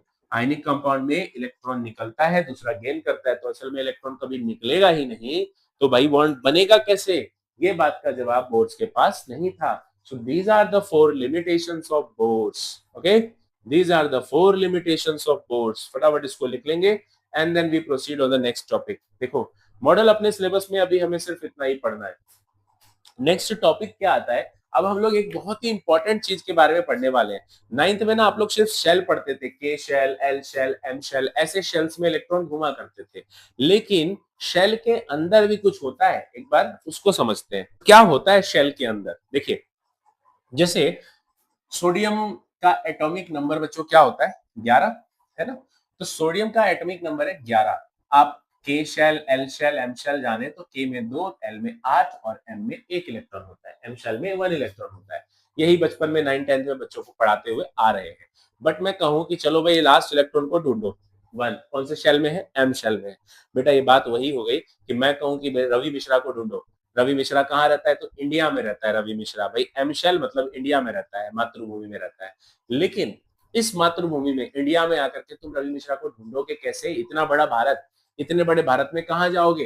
तो आपको एग्जैक्ट एड्रेस पता करना पड़ेगा। असल में रवि इंडिया में तो रहते हैं, लेकिन इंडिया में कहाँ रहते, तो इंडिया के अंदर, दिल्ली शहर के अंदर, दिल्ली शहर में किसी इस फलाने जगह के इस ब्लॉक के इस मकान के इस फ्लोर पे, वहां पर भी एक कोने वाले स्टूडियो के अंदर रवि मिश्रा बैठे हुए हैं।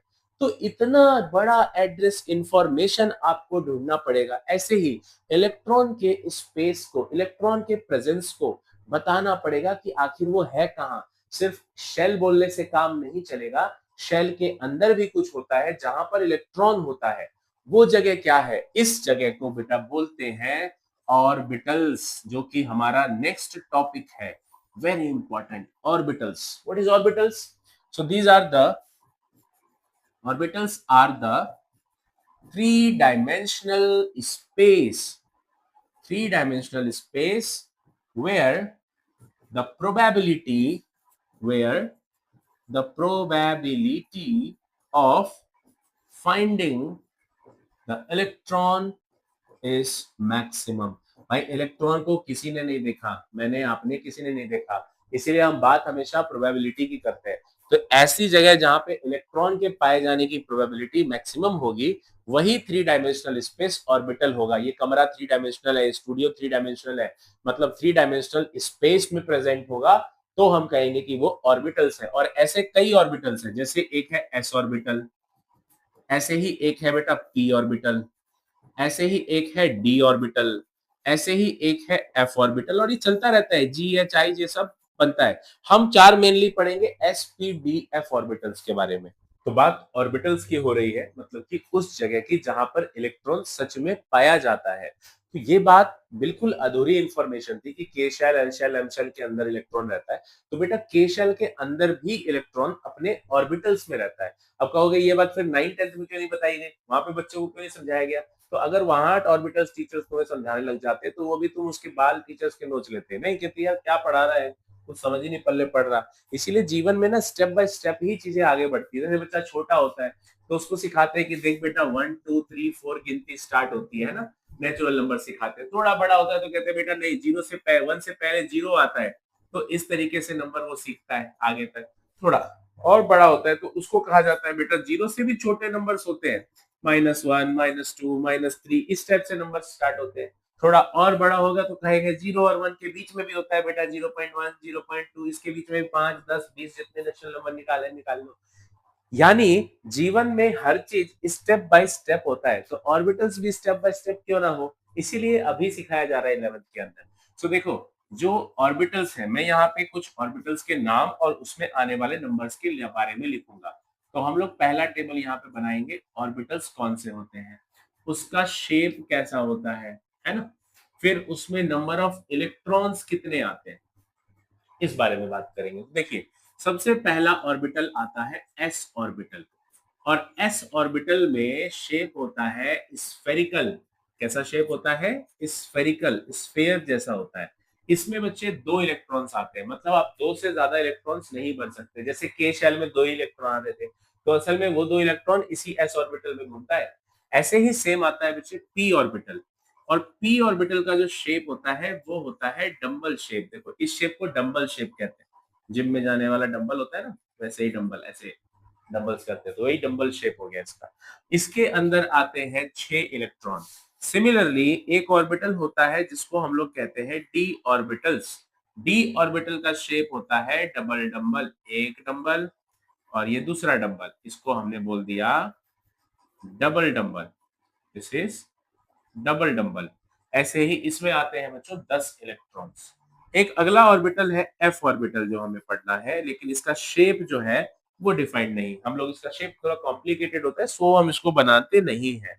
और इस एफ ऑर्बिटल के अंदर आते हैं इलेक्ट्रॉन्स 14। अब देखो हर एक के लिए ना कुछ जगह बनाई गई कि ये दो इलेक्ट्रॉन बैठेंगे कहाँ। तो आपको याद रखना हम कुछ सबशेल्स बनाते हैं, शेल के अंदर भी सबशेल होते हैं, कुछ डब्बे होते हैं, बॉक्स होते हैं। इस एक बॉक्स में इलेक्ट्रॉन बैठेगा, तो दो इलेक्ट्रॉन के लिए ना एक बॉक्स, एक सीट पे दो इलेक्ट्रॉन बैठेंगे। कैसे बैठेगा? एक अगर ऐसे सीधा बैठेगा तो एक ऐसे उल्टा बैठेगा, मतलब एक अगर क्लॉकवाइज बैठेगा तो दूसरा एंटी क्लॉकवाइज बैठेगा, दो इलेक्ट्रॉन ऐसे घूमते हैं। ठीक है, 6 के लिए कितने बनाओ भाई, एक दो बॉक्स पे बैठ, एक बॉक्स में दो बैठते हैं, तो 6 के लिए कितने, 3 बॉक्स, तो 3 बॉक्स बनेंगे। ये होगा पी ऑर्बिटल के लिए। सिमिलरली डी के लिए कितने बनाऊं, 10 इलेक्ट्रॉन के लिए कितने बॉक्स बनेंगे, 5 बनेंगे, तो 1 2 3 4 5। एफ के लिए 14 है तो कितने बनेंगे, 7, क्योंकि एक में दो आता है, 3 4 5 6 7। तो ऐसे करके बच्चों ऑर्बिटल्स के शेप हम लोग बनाते हैं, कि शेप और इसमें बैठने वाले इलेक्ट्रॉन्स को फटाफट आप इसको नोट करेंगे, क्योंकि इसी से हमारी जो इस चैप्टर की स्टार्ट जो जड़ होती है ना, वो यहाँ से स्टार्ट होता है कि भाई कैसे इलेक्ट्रॉन बैठेगा और कहाँ पर कितना आएगा। इस टॉपिक को हम लोग कहते हैं इलेक्ट्रॉनिक कॉन्फ़िगरेशन। तो देखिए कैसे आपको इलेक्ट्रॉन्स को फिल करना है, इसे हम लोग बोलते हैं इलेक्ट्रॉनिक कॉन्फ़िगरेशन। तो इलेक्ट्रॉनिक कॉन्फ़िगरेशन सीखेंगे। इसके लिए आप पहले याद रखो 1s, मैं 1 लिख रहा हूँ तो एक बार मैंने लिखा है, फिर लिख रहा हूँ 2 तो 2 बार लिखूंगा 2s 2p, 3 लिख रहा हूँ तो 3 बार लिखूंगा और बिल्डर का नाम 3s 3p और 3d, 4 लिख रहा हूँ तो 4 बार लिखूंगा, नाम बताना 4s 4p 4d और फिर 4f। ऐसे ही जब मैं 5 लिखूंगा तो 5 बार लिखूंगा, क्या क्या लिखूं 5s 5p 5d 5f और 5g। ये सारे ऑर्बिटल्स हमने यहाँ पर बना लिए। अब देखो इसमें अब आप लोग ना इलेक्ट्रॉन्स को फिल करेंगे कैसे, तो इसके लिए एक कॉन्सेप्ट याद रखो, लोडिंग अनलोडिंग। ट्रक पे लोड और अनलोड करना है। एक ट्रक यहाँ से चलाओ, this is our truck. Truck में एक बार में खाली एक सीरीज के 4 एटम्स आएंगे। देखो यहाँ से चले, पहले 1s आया है ना, तो यहाँ लिख लिया कॉन्फ़िगरेशन में 1s2 1s2, क्योंकि s के अंदर 2 इलेक्ट्रॉन्स आते हैं तो 1s2। फिर वापस आए, अब अनलोडिंग करके आए, फिर आए वापस लोडिंग में, कौन आया 2s, तो 2s2, क्योंकि s में 2 आते हैं तो 2s2 ऐसे लिख देंगे। वापस चलिए अनलोडिंग कीजिए, फिर आइए लोडिंग कीजिए, 2p और 3s आ गया इस बार, तो 2p और 3s, तो हमें पता है 2p में 6 आते हैं तो 2p 6 और 3s 2। फिर वापस चलो अनलोडिंग करो, अनलोडिंग में नहीं उठाते चले जाना, अनलोडिंग में अनलोड करेंगे चल के। फिर वापस आइए लोडिंग में, कौन कौन आया 3p और फिर कौन आया 3p के बाद 4s, 3p में 6 4s में 2 आते हैं। फिर चलिए अनलोडिंग पे और फिर आइए वापस लोडिंग पे, कौन कौन आएगा लोडिंग में 3d 3d 4p और 4p के बाद आया बेटा 5s। इलेक्ट्रॉन्स बताओ, d में 10 तो 3d 10 4p 6 5s 2। ऐसे करके हम लोगों ने इलेक्ट्रॉनिक कॉन्फ़िगरेशन किया। थोड़ा सा मैं इसको साइड में कर देता हूँ। ये जो मैंने बनाया इसको हम लोग इधर ले आते हैं, ये आपको अब विजिबल हो जाएगा। ओके, सो यहाँ पे इलेक्ट्रॉन को सही से लिख देते हैं, 3d10 था 4p6 5s2। तो ये कॉन्फ़िगरेशन इलेक्ट्रॉनिक कॉन्फ़िगरेशन हमारे सामने आता है करने के। अब कैसे करना है जरा इस चीज के ऊपर काम करते हैं। देखिए मान के चलो सोडियम का है, तो बचपन में 11 इलेक्ट्रॉन आप K shell N shell M shell में भरते थे, 2 8 1। लेकिन अब ऐसा नहीं करना, अब क्या करना है हमने सीखा 1s2 2s2 2p6। अब देखो कहां से लाया ये, यहाँ से, जो ये 1s2s2 आया ना कि 1s के बाद 2s आएगा, 2s के बाद 2p आएगा, तो 2p के बाद 2p तक गिनो कितने हो गए, 2 इलेक्ट्रॉन, तो 4 और 6 10 ऊपर जो आ रहे हैं इलेक्ट्रॉन्स है, 2 2 4 6 10, एक बच गया ना। एक अब किस में भरोगे, 2p के बाद कौन आता है, 2p के बाद आता है 3s2, तो 3s2 यानी 3s बनाया, बस यहाँ 2 नहीं 1 भरिए। 2 तो ये है कि मैक्सिमम 2 आ सकते हैं, हमें कितने भरने हैं, हमें 11 भरने थे। गिनो जरा, 2 2 4 6 10 और 1 11 हो चुका है। कॉमा लगाने की बारी, जैसे फर्स्ट ये जो नंबर आगे लिखा है ना 1 और ये 2, ये शेल नंबर्स हैं, फर्स्ट शेल सेकंड शेल। तो फर्स्ट शेल के s ऑर्बिटल में 2 इलेक्ट्रॉन बैठा है, यही था ना, k शेल के अंदर 2 इलेक्ट्रॉन बैठा है। तो ये वही कह रहा है कि हाँ k शेल यानी फर्स्ट शेल में वो 2 इलेक्ट्रॉन कहाँ बैठा है, s ऑर्बिटल में बैठा है। उसके बाद लगाया कॉमा, फिर सेकंड शुरू हो गया। देखो सेकंड में ये क्या कहता था 8 इलेक्ट्रॉन होगा। अब हम क्या बता रहे हैं, सेकंड शेल के s ऑर्बिटल में 2 है, सेकंड शेल के p ऑर्बिटल में 6 है, तो कुल मिला के इसके अंदर हो गए 8 इलेक्ट्रॉन। लेकिन वो 8 कहाँ कहाँ पर है, 2s में और 6 p में है। तो ये हमने थोड़ा सा तोड़ दिया उस 8 इलेक्ट्रॉन को, कि असल में ये 8 इलेक्ट्रॉन जो थे ना, ये s में भी बैठे हैं और p में भी बैठे हैं, s में 2 है p में 6 है, ऐसे करके ये बटे हुए हैं। ये कॉन्फ़िगरेशन कहलाता है इलेक्ट्रॉनिक कॉन्फ़िगरेशन। और लास्ट में 3s1, कॉमा हमेशा उसके सेल खत्म होने के बाद लगेगा। तो अब आप लोगों का काम है फटाफट मुझे कुछ इलेक्ट्रॉन्स के इलेक्ट्रॉनिक कॉन्फ़िगरेशन करके लिख के बताएंगे। मैं यहाँ पे नाम लिख देता हूँ, स्कैंडियम 21, क्रोमियम 24, कॉपर 29। ये दोनों बहुत ही इंपॉर्टेंट है और एक्सेप्शन है, एग्जाम में जरूर पूछे जाते हैं कॉपर एंड क्रोमियम। तो चलिए एक एक करके देखते हैं। सबसे पहले हीलियम पे आते हैं, 2 इलेक्ट्रॉन है, सिंपली 1s2, 2 ही था तो 1s2 हो गया ना, 1s2 दैट्स इट, इतने पे छोड़ देंगे 1s2। फिर मैग्नीशियम 1s2 2s2 2p6 और 3s2। देखो 2 2 4 6 10 2 12, 12 इलेक्ट्रॉन फिल हो गया। कॉमा कहाँ कहाँ लगेगा, 1 के बाद 2, 2 के बाद यहाँ नहीं लगेगा, 2 2 में, 2 के बाद जब 3 स्टार्ट होगा तब लगेगा, है ना, सेकंड खत्म होकर थर्ड शेल स्टार्ट हो गया। तो ये है इलेक्ट्रॉनिक कॉन्फ़िगरेशन। आ कहाँ से रहा है, दिक्कत आए तो फटाफट ये ड्रॉ कर लेने का एग्जाम में जाते ही, और यहाँ से फिल कर रहे हैं हम लोग, ठीक है बेटा। स्कैंडियम में 21 है तो फिल करते हैं 1s2 2s2 2p6 3s2 3p6, दो दो चार छह 10 दो 12 6 18। अब 3p6 के बाद क्या है, ये देखो 3p6 के बाद है 4s और फिर 3d, 4s और फिर 3d, तो हम इसको लिखेंगे 4s2 3d1। गिन के देखो, दो दो चार छह 10 दो 12 6 18 दो 20 1 21। इतना करने के बाद भी इसमें एक मिस्टेक है। मिस्टेक बताओ मुझे क्या है। बिल्कुल मैंने सही किया और परफेक्टली बेटा मैं यही वाला कर रहा हूँ जो यहाँ लिखा है, लेकिन फिर भी एक अरेंजमेंट में प्रॉब्लम आती है कि यार कॉमा जब लगाना होगा तो फर्स्ट के बाद सेकंड शुरू कॉमा लगाया, सेकंड के बाद थर्ड शुरू कॉमा लगाया, थर्ड के बाद फोर्थ शुरू कॉमा लगाया, फोर्थ के बाद थर्ड फिर से शुरू हो गया, ये दिक्कत आई। तो बेटा 3D को यहां लिख दो, 4s को यहां लिख दो लास्ट में, बस इतना सा चेंज कर दो। इलेक्ट्रॉन को भरना तो वैसे ही है जैसे आपने रूल सीखा कि पहले 4s में भरेंगे फिर 3D में भरेंगे, लेकिन लिखते टाइम 3D को पहले लिख दो 4s को बाद में लिख दो, क्योंकि फोर्थ क्या है, लास्ट शेल है, तो ये हमारा लास्ट में जाना चाहिए, है ना। तो इलेक्ट्रॉन तो भले s में भरेगा, तो 4s2 पहले यहाँ भरेंगे फिर यहाँ लिख देंगे 3D, कितने दो चार छह 10 तो 12 6 18 दो 20 और 21। अब आप कॉमा आसानी से यहाँ लगा सकते हैं, है ना। ये कॉन्फ़िगरेशन आ गया। अब आती है बात कॉपर और क्रोमियम के साथ क्या करें सर। देखिए बेटा, क्रोमियम का एटॉमिक नंबर है 24। पहले तो रूल के हिसाब से भर के देखते हैं, 1s2 2s2 2p6 3s2 3p6 4s2 में पहले भरते हैं फिर 3d में आते हैं, तो 3d4 24 के लिए, दो दो चार छह 10 दो 12 6 18 दो 20 और 4 24 हो रहे हैं 24 के लिए। बट ये गलत है, इसमें मिस्टेक है। मिस्टेक क्या है, आप में से बहुत सारे लोग अपने डेली स्कूल और कॉलेज वगैरह अप डाउन करने के लिए, इंस्टीट्यूट जाने के लिए, कोचिंग जाने के लिए आप लोग ई रिक्शा लेते हो। कभी ऐसा हुआ है कि ई रिक्शा में आप अकेले पैसेंजर बैठे हो और ई रिक्शा वाले को बोल रहे हो भाई चलो। ई रिक्शा वाला क्या करता है, कहता है नहीं सर अभी नहीं चलेंगे, रिक्शे को भरने दीजिए। या तो वो रिक्शे को पूरा भरता है या वो रिक्शे को आधा भरता है, इन दोनों ही सिचुएशन में वो वहां से चलेगा, आपको अकेले एज अ पैसेंजर लेके नहीं जाएगा, और अगर ले जाएगा तो आपसे फिर उसका अमाउंट लेगा सभी लोगों का। तो वही सेम सिचुएशन यहाँ होता है। देखो डी के अंदर यहाँ पे कितने इलेक्ट्रॉन्स मुझे दिख रहे हैं, 4।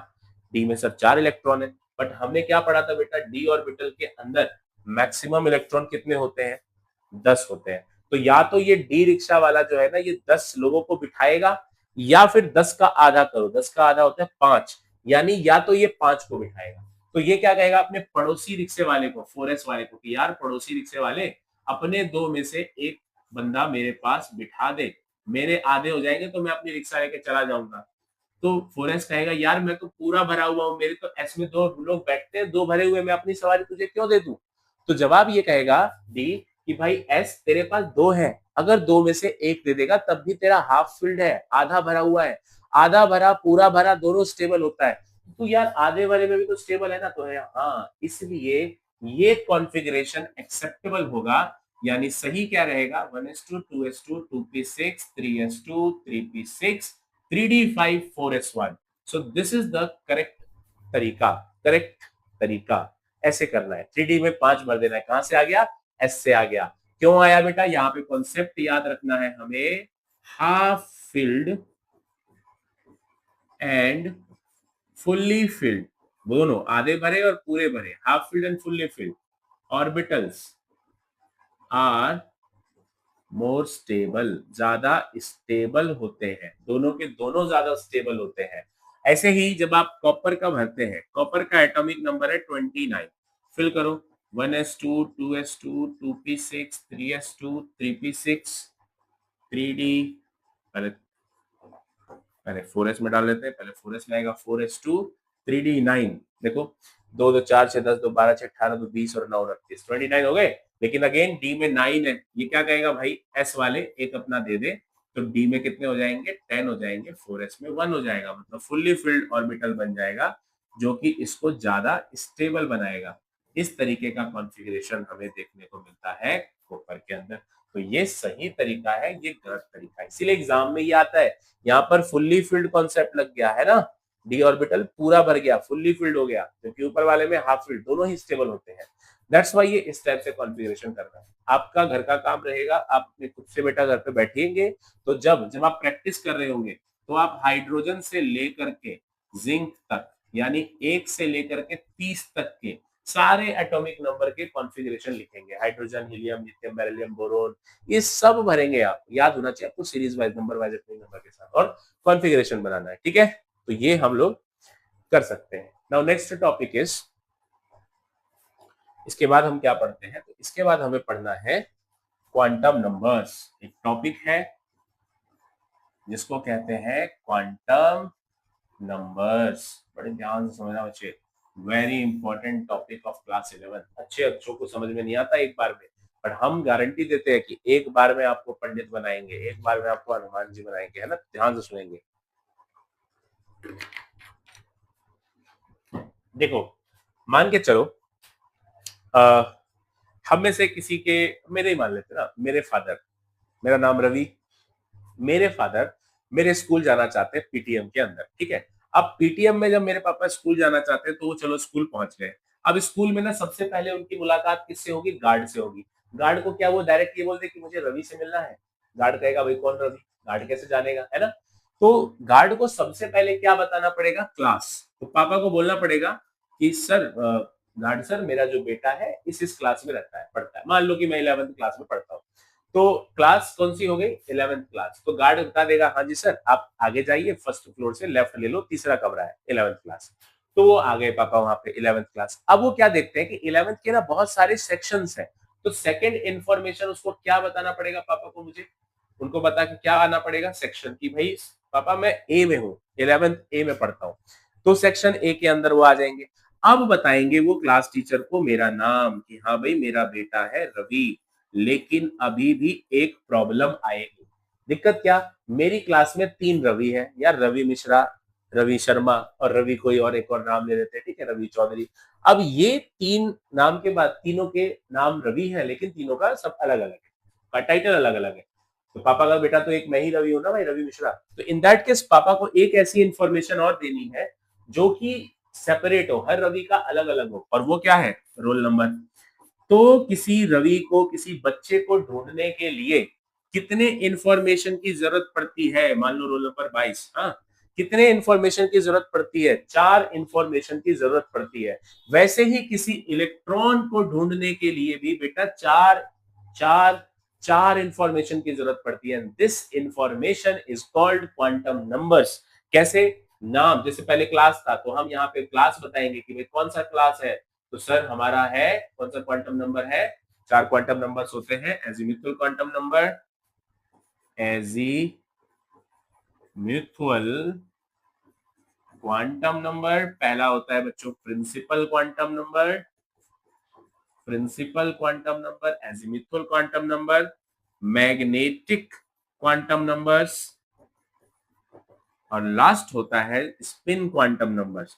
तो जैसे 2 रवि के लिए चारों इंफॉर्मेशन सेम नहीं हो सकती, कोई ना कोई तो अलग होगा, वैसे ही 2 डिफरेंट इलेक्ट्रॉन्स के लिए चारों क्वांटम नंबर्स भी सेम नहीं हो सकते।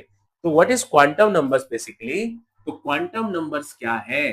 These are the numbers which gives complete address. क्या देगा? तो कंप्लीट एड्रेस देगा, complete address of the electron, ठीक है? Complete address of the electron बताएगा क्वांटम नंबर। सबसे पहले एक क्वेश्चन के थ्रू समझेंगे। पहले हम लोग सारे क्वांटम नंबर समझते हैं बच्चों। प्रिंसिपल क्वांटम नंबर की बात करते हैं।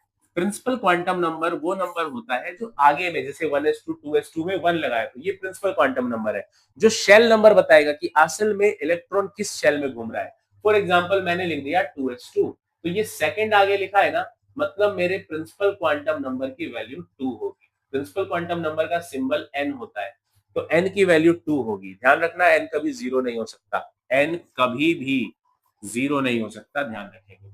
तो n की वैल्यू 2 यानी सेकंड शेल में है। ऐसे ही अगर मैं लिख देता 4p3, अब बताओ मेरे n की वैल्यू क्या होगी? तो n की वैल्यू यहाँ पर 4 होगी। क्वांटम नंबर्स में बेसिकली जो पहला नंबर है वही हमारा प्रिंसिपल क्वांटम नंबर है। सेकंड क्वांटम नंबर आता है जो azimuthal quantum number. Second quantum number आता है एजीम्यूथल क्वांटम नंबर्स, इसका सिंबल एल से होता है, ठीक है? एजीम्यूथल क्वांटम नंबर को एल से रिप्रेजेंट करते हैं। अब एल के लिए क्या है? अलग अलग ऑर्बिट्स के लिए, अलग अलग ऑर्बिटल्स के लिए एल की वैल्यू भी अलग अलग है, जैसे S, P, D, F. Basically हम ये चार पढ़ते हैं। तो एल, एस के लिए 0, पी के लिए 1, डी के लिए 2, एफ के लिए 3 और ऐसे ही बढ़ता जाता है। मतलब एल की वैल्यू मिनिमम 0 हो सकती है। एक और चीज ध्यान रखना, एल हमेशा n माइनस 1 होता है ज्यादा से ज्यादा। मतलब एल की वैल्यू ज्यादा से ज्यादा n माइनस 1 हो सकती है, कभी n के इक्वल नहीं हो सकता। एल और एन कभी बराबर नहीं होते। अगर ऐसा दे रखा हो तो गलत दे रखा है। ओके, चलो एक एग्जांपल से देखो। मान लो मैंने लिखा बेटा 3p6, तो यहाँ पे प्रिंसिपल क्वांटम नंबर तो 3 है, ये आप समझ गए। आगे लिखा नंबर। एजीमुथल क्वांटम नंबर क्या है? ऑर्बिटल कौन सा है? p orbital. p के लिए नंबर 1 होता है, तो यहाँ आप 1 लिख देंगे। बात समझ में आ गया होगा। अच्छा, फिर ये क्या है? n-1 क्या है? आप जरा इधर देखो। n-1 को समझने के लिए एक बार इस कॉन्फ़िगरेशन को गौर करो। मैंने 3 किस किस के साथ लगाया है? मेरे पास 3s है, 3p है, 3d है। क्या मेरे पास 3f है? जवाब है नहीं सर, 3f तो है नहीं। 3 में देखो 3s, 3p, 3d लिखा है मैंने, 3f नहीं लिखा। या 4 में मैंने 4s, 4p, 4d, 4f, 4g नहीं लिखा, 4d तक लिखा, 4f तक लिखा। क्यों? तो इस बार इसको मैं 3 से समझाता हूँ आपको। तो मैंने क्या लिखा था? 3s, 3p और 3d लिखा, 3f नहीं लिखा। क्यों नहीं लिखा 3f? तो एक एक करके देखो जरा, इनके प्रिंसिपल क्वांटम नंबर्स बताओ। इसका प्रिंसिपल क्वांटम नंबर 3, इसका भी 3, इसका भी 3 और इसका n भी है 3, राइट। अब जरा एजीमुथल क्वांटम नंबर बताओ। s ऑर्बिटल के लिए 0, p के लिए 1, d के लिए 2 और f के लिए 3। अब ये जरा देख के बताओ मुझे, n और l, सॉरी यहाँ मैंने n लिख दिया है। This is not n, this is how, this is what, this is l। l की वैल्यू और n की वैल्यू देखो बेटा, यहाँ पे दोनों 3 और 3 है। n और l बराबर लिख दिया। क्या n और l बराबर हो सकता है? मैंने अभी अभी कहा था बराबर नहीं हो सकता। यानी कि जब ये दोनों बराबर आ गया तो ये गलत, 3f नहीं हो सकता। यहाँ देखो, यहाँ तक हो सकता है, 3s भी, 3p भी, 3d तक हो सकता है। तो 3d में n की वैल्यू 3 है, l की वैल्यू 2 है, उससे एक कम है, इसीलिए l का वैल्यू n से एक कम तक हो सकता है, बराबर नहीं हो सकता। बिल्कुल ध्यान रखना है, very important it is. Next is magnetic quantum numbers. Magnetic quantum number, similar symbol is ml। m लिख के सबस्क्रिप्ट में l लिख देंगे सिंबल के लिए। अब ये है क्या? इस ml की वैल्यू -l से लेके +l के बीच में होती है। और एग्जैक्ट वैल्यू निकालने का भी एक तरीका है। जैसे मैं लिखता हूं 3p5, लेट्स सपोज। तो बेसिकली आपको p ऑर्बिटल के लिए बॉक्स बनाने हैं। पहले कितने बॉक्स होते हैं p में? भाई p में सर 6 इलेक्ट्रॉन आते हैं, उसके लिए 3 बॉक्स बनते हैं। अभी अभी हमने समझा था इस चीज को बॉक्स में, कि जब मैंने ये बनाया था ऑर्बिटल्स में बॉक्स, तो p ऑर्बिटल के लिए हमारे पास 6 इलेक्ट्रॉन थे, जिसके लिए मैंने 3 बॉक्स बनाए थे। एक बॉक्स में 2 इलेक्ट्रॉन बैठता है ना? तो यही सेम काम हम यहाँ पर करेंगे कि इस जगह पर, यहाँ पर 3 बॉक्स मैंने बना लिए। p ऑर्बिटल में 5 है, देखो भरो। एक इलेक्ट्रॉन्स फिल करो, 1 पहला इलेक्ट्रॉन, दूसरा इलेक्ट्रॉन, तीसरा इलेक्ट्रॉन। अब तीनों एक भरने के बाद अब यहाँ वापस आ जाओ, उल्टा भरो, चौथा इलेक्ट्रॉन। सेम नहीं हो सकता ना, एक सीधा रहेगा तो एक उल्टा रहेगा, ऑलरेडी मैंने आपको बताया था। ये गया चौथा इलेक्ट्रॉन। फिर आया बेटा पांचवा इलेक्ट्रॉन। तो how many electrons are there? 5 electron थे ना, पांचों हमने भर लिए। अब एग्जैक्ट वैल्यू क्या होगी उसकी बात करते हैं। यहाँ पे p ऑर्बिटल था, p ऑर्बिटल के लिए जो l की वैल्यू होगी वो क्या होगी? sp01 यानी 1 होगा। तो ml की वैल्यू -l से +l तक होती है। मतलब कौन कौन सी हो सकती है? अगर l 1 है तो -1 भी हो सकता है, 0 भी हो सकता है, +1 भी हो सकता है। मतलब l अगर 1 है तो -1 से +1 तक वैल्यू रहेगी। ये तीन वैल्यू बच्चों इस 3 बॉक्स की वैल्यू है। अब मुझे बताओ देख करके कि लास्ट इलेक्ट्रॉन कौन से बॉक्स नंबर में गया? पांचवा इसमें गया था ना, तो यही वाला 0 हमारे ml की वैल्यू हो जाएगा।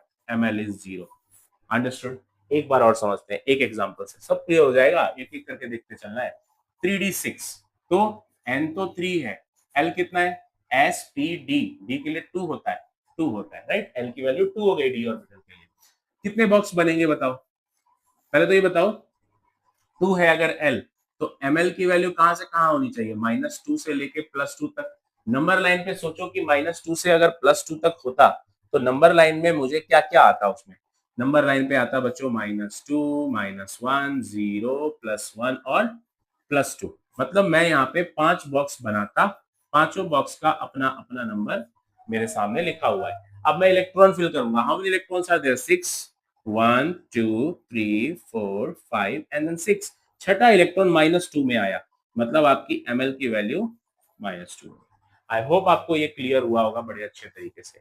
अगला क्वांटम नंबर्स है spin quantum number. Spin quantum number, भाई स्पिन क्वांटम नंबर को ms से रिप्रेजेंट करते हैं। और स्पिन का मतलब होता है घूमना, स्पिन करना। तो मेरा इलेक्ट्रॉन क्लॉकवाइज घूम रहा है या एंटी क्लॉकवाइज घूम रहा है, मुझे ये पता लगाना होगा। जैसे मेरे पास 3p5 आ गया, ठीक है। बताओ, अब एक एक क्वांटम नंबर आप निकाल चुके हो। n आपको पता है यहाँ 3 है। l कितना होगा? sp01, l की वैल्यू 1 हो जाएगी। ml की वैल्यू कहां से कहां होती है? -l से लेके +l तक होती है, मतलब -1 0 +1, ये 3 वैल्यू हो सकती है। तीनों में से एग्जैक्ट कौन सी होगी, इसके लिए बॉक्स बनाना पड़ता है। p के लिए 3 बॉक्स बनते हैं, 5 इलेक्ट्रॉन है तो 1 2 3 4 5। बीच वाले में आया, मतलब ये पहला -1, दूसरा 0, तीसरा +1, तो 0 वाले पे आया, मतलब ml की वैल्यू आ गई 0। अब ms क्या होगा, इसके लिए जरा देख के बताओ। एक भी इलेक्ट्रॉन उल्टा है क्या? एंटी क्लॉकवाइज है क्या? हाँ, जो मैंने लास्ट इलेक्ट्रॉन भरा है वो एंटी क्लॉकवाइज है। तो सर अगर एंटी क्लॉकवाइज है तो आपका आंसर -12 होगा। याद रखना, ms की वैल्यू या तो -1/2 होती है या +1/2 होती है। -1/2 कब लिखते हैं बच्चों? जब एंटी क्लॉक होता है, मतलब कि उल्टा इलेक्ट्रॉन भरा जाता है, ऐसे होगा उल्टा। और +1/2 कब भरते हैं? जब क्लॉकवाइज होता है, यानी आपको ऐसा सीधा दिखाई देगा। तो इसलिए हम क्वांटम नंबर्स को फिल करते हैं। अब देखिए, एक क्वेश्चन करके देखते हैं क्वांटम नंबर्स के लिए। आप मुझे 4f8 का बताओ quantum numbers, all quantum numbers. ठीक है, आप खुद से प्रैक्टिस करो वीडियो को रोक करके, मैं आप सॉल्व करता हूँ। मैच करना अपने आंसर को। n 4 है, l की वैल्यू spdf 0 1 2 3 3 है। ml की वैल्यू -3 से लेके +3 तक होगी, यानी कि -3 -2 -1 0 +1 +2 और +3। गेन कर लेना, 7 बॉक्स होंगे और वही 7 नंबर्स आएंगे। तो मैंने यहाँ पे क्या किया, सभी के लिए बॉक्स बना लिए, 1 2 3 4 5 6 7। तो -3 -2 -1 0 +1 +2 +3, सारे के बॉक्स तैयार है। How many electrons we have to fill? 8. So 1 2 3 4 5 6 7 और आठवां यहाँ कहाँ पे आया? -3 पे। तो ml की वैल्यू -3 हो गई। ms की वैल्यू, क्योंकि ये आखिरी इलेक्ट्रॉन उल्टा है, मतलब -1। तो ऐसे करके आप क्वांटम नंबर्स को सॉल्व कर सकते हैं। ये था टॉपिक क्वांटम नंबर का, very very easy topic.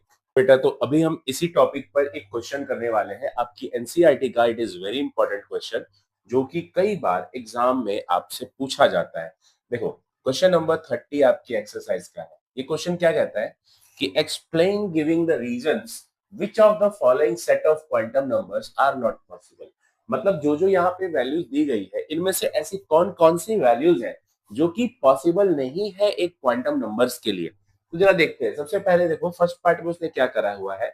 First part में ये हमें कह रहा है कि n की जो वैल्यू है that is 0। Is it possible कि n 0 हो? मैंने आपको स्टार्टिंग में ही कहा था कि भाई n 0 नहीं हो सकता क्वांटम नंबर्स में। जब मैं आपको प्रिंसिपल क्वांटम नंबर पढ़ा रहा था, तो मैंने आपको प्रिंसिपल क्वांटम नंबर में लिखा था n कैन नॉट बी 0। यानी ये यहाँ से टॉपिक से क्वेश्चन बन गया हमारा। तो इस वाले क्वेश्चन में जैसे ही इसने n 0 बोला, तो हम लिख देंगे it is not possible। why it is not possible? we have to give its reason। तो फर्स्ट पार्ट में आप लिखेंगे बेटा, इस फर्स्ट पार्ट का आंसर आप लिखेंगे कि n equal to 0 is not possible. Lowest value क्या होती है? n 1 होती है, ना कि 0 होती है, इसलिए ये गलत है। सेकेंड पार्ट में देखिए, बाकी देखने की जरूरत नहीं है उसमें, है ना। सेकेंड में देखिए, n 1 है, n1 है, l0 है, हो सकता है, ऑफकोर्स हो सकता है। n की वैल्यू 1, l की वैल्यू 0, l1 कम हो सकता है ना, 1 कम हो सकता है, करेक्ट। ओके, तो n1 और l0 हो सकता है, तो ऑफकोर्स हो सकता है, क्योंकि उससे एक कम वैल्यू है यहाँ की, ठीक है। ml0 ऑफकोर्स हो सकता है, n1 के लिए ml0 हो सकता है, ms माइनस हाफ भी हो सकता है। It mean second possibility correct है, सेकेंड हो सकता है। n1 l1 क्या ये दोनों इक्वल हो सकते हैं? तो जवाब है भाई नहीं, n और l इक्वल नहीं होते। तो मेरा सी पार्ट का आंसर हो जाएगा not possible. Why it is not possible? n can not be equal to l। n जो भी होगा, एल का वैल्यू बेटा उससे एक कम होगा, मतलब n-1 तक होगा। ये हमने मैक्सिमम पढ़ा था कि होता है ऐसा। Next is n2 l1, yes it is possible because हो सकता है। तो यही पॉसिबिलिटी हमें इस क्वेश्चन में चेक करनी थी। तो क्वांटम नंबर पे बेस्ड क्वेश्चन इस तरीके से आपसे पूछे जाते हैं। अब यहाँ देखो, इसमें कई सारे क्वांटम बेस्ड क्वेश्चन आपको मिल जाएंगे। जैसे आपकी बुक में क्वेश्चन नंबर 29, एक बार 29 चेक करते हैं। देखिए क्वेश्चन नंबर 29 के अंदर आपकी एनसीईआरटी बुक का एक्सरसाइज का क्या कहता है, using SPD notation describe the orbital width of the following quantum numbers. देखो ऑर्बिटल का नाम बताना है, n1 l0, जल्दी बताओ n1 और l0 किस चीज का होता है। n1 मतलब मेरे को सबसे पहले तो बेटा 1 लिखना है आगे, राइट, 1 लिख देना है। उसके बाद l0 s ऑर्बिटल के लिए होता है, तो ये आ गया आंसर 1s। सिंपल उसका नाम लिख देना है कौन सा ऑर्बिटल। सेकंड देखो n3, तो पहले लिखो 3।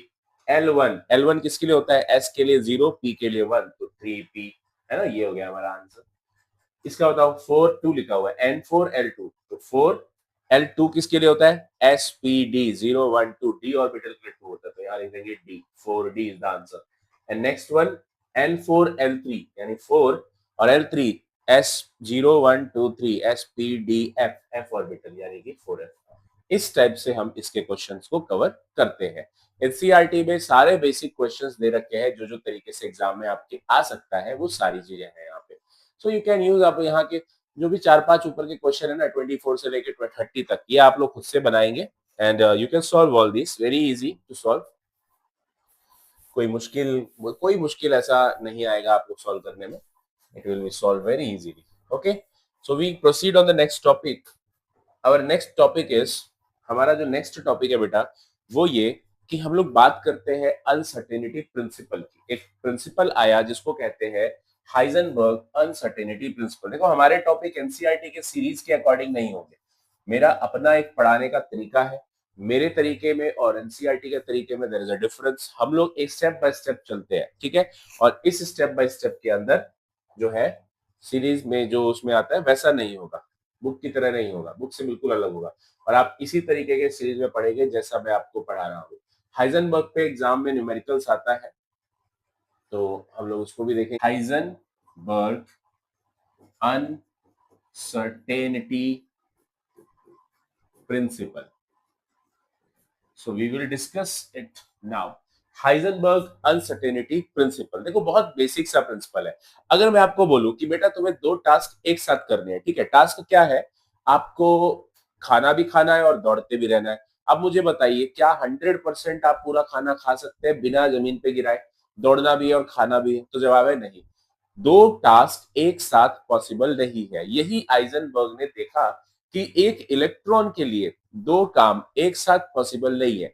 मतलब फॉर एग्जांपल मैं आपको ये कहूं कि भाई शेल के अंदर इलेक्ट्रॉन रिवॉल्व कर रहा है ना, तो आप ना ये काम करो कि उस इलेक्ट्रॉन की पोजीशन निकाल लो, मतलब वो किस शेल में घूम रहा है ये पता कर लो, साथ ही साथ उसका मोमेंटम निकाल लो या उसकी स्पीड निकाल लो। मतलब इनमें से कोई एक काम कर लो आप, या तो वेलोसिटी या मोमेंटम निकाल लो या उसकी पोजीशन निकाल लो।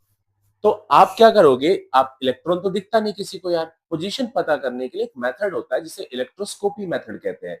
इस मेथड के अंदर बेटा लाइट डाली जाती है। तो जब आप इसके ऊपर लाइट डालते हैं ना इलेक्ट्रॉन के ऊपर, ये पता लगाने के लिए कि इलेक्ट्रॉन की पोजीशन और मोमेंटम क्या है, जितने आपको पोजीशन पता लगा आपने लिखा कि हाँ यार ये तो फर्स्ट शेल में है, इतने उस लाइट से इलेक्ट्रॉन ने एनर्जी गेन करी। बोर्स मॉडल याद करो, लॉटरी लग गई इलेक्ट्रॉन्स की, लॉटरी लगते ही वो ग्राउंड स्टेट से एक्साइटेड स्टेट में चला गया।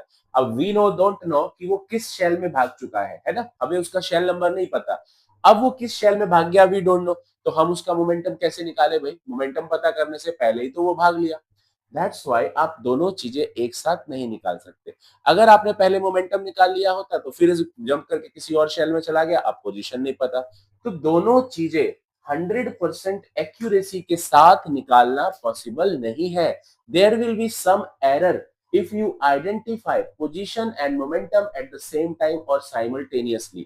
So what statement states that? It states that both position and momentum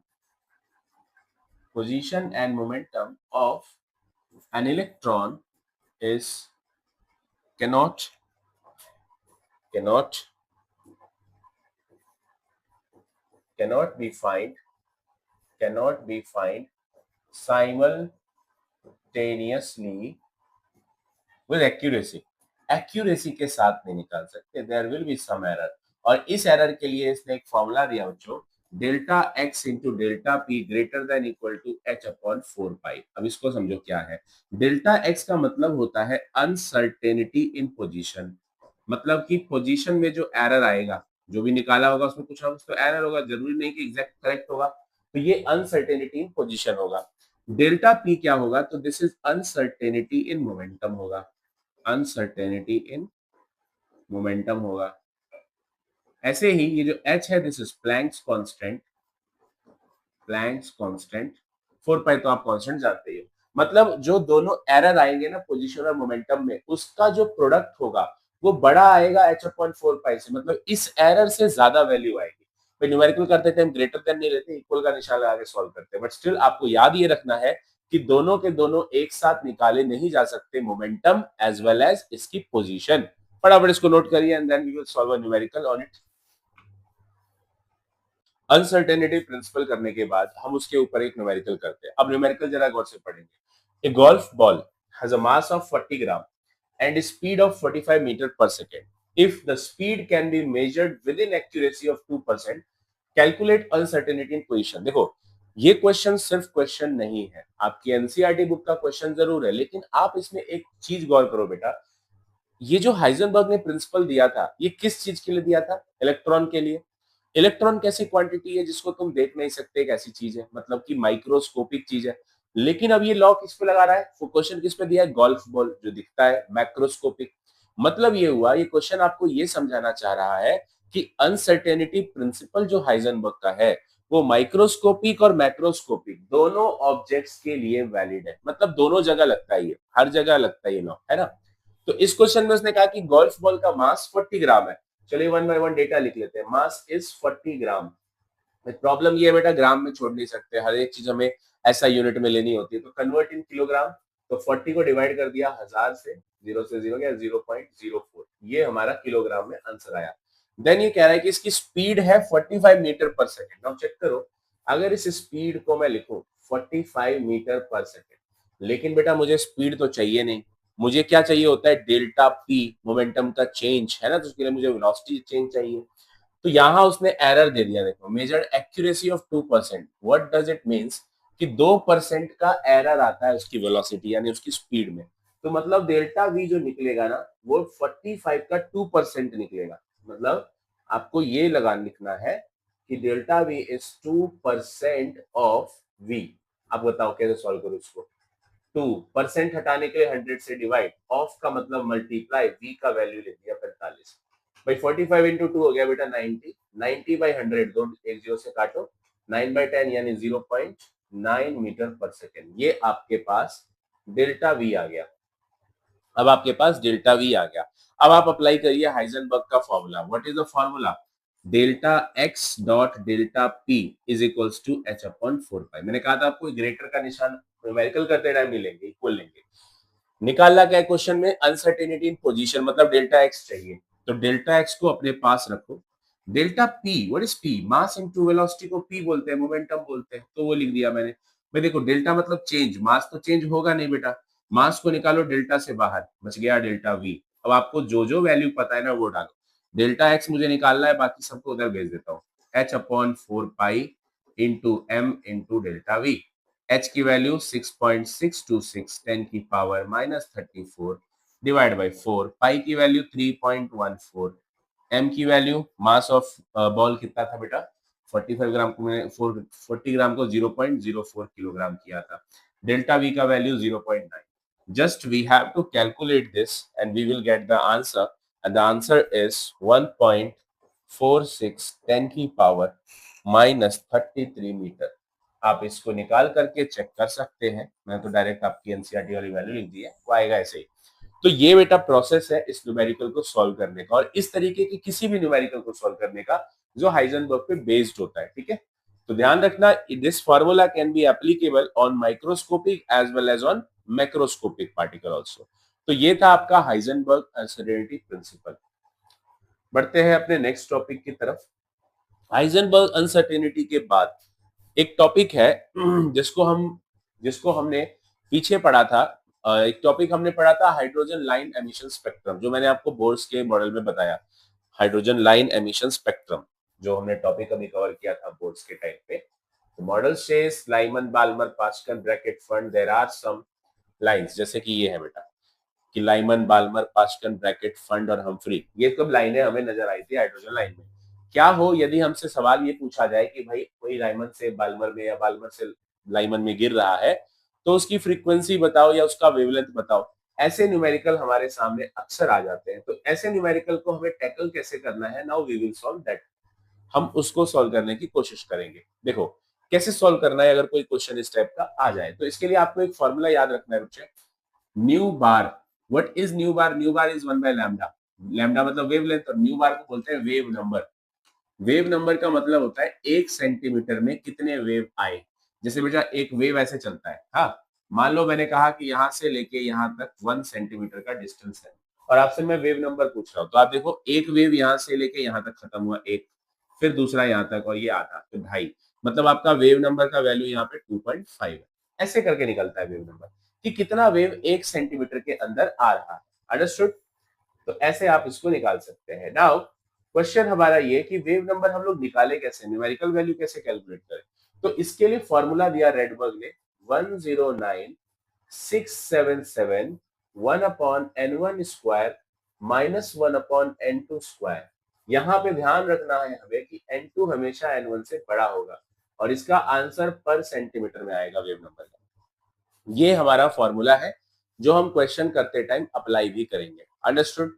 तो फटाफट इस फॉर्मूले को नोट करेंगे। मैं एक न्यूमेरिकल आपको देता हूं। देखो हमें पता करना है बेटा find wavelength, find wavelength for light या for electron, for electron falling from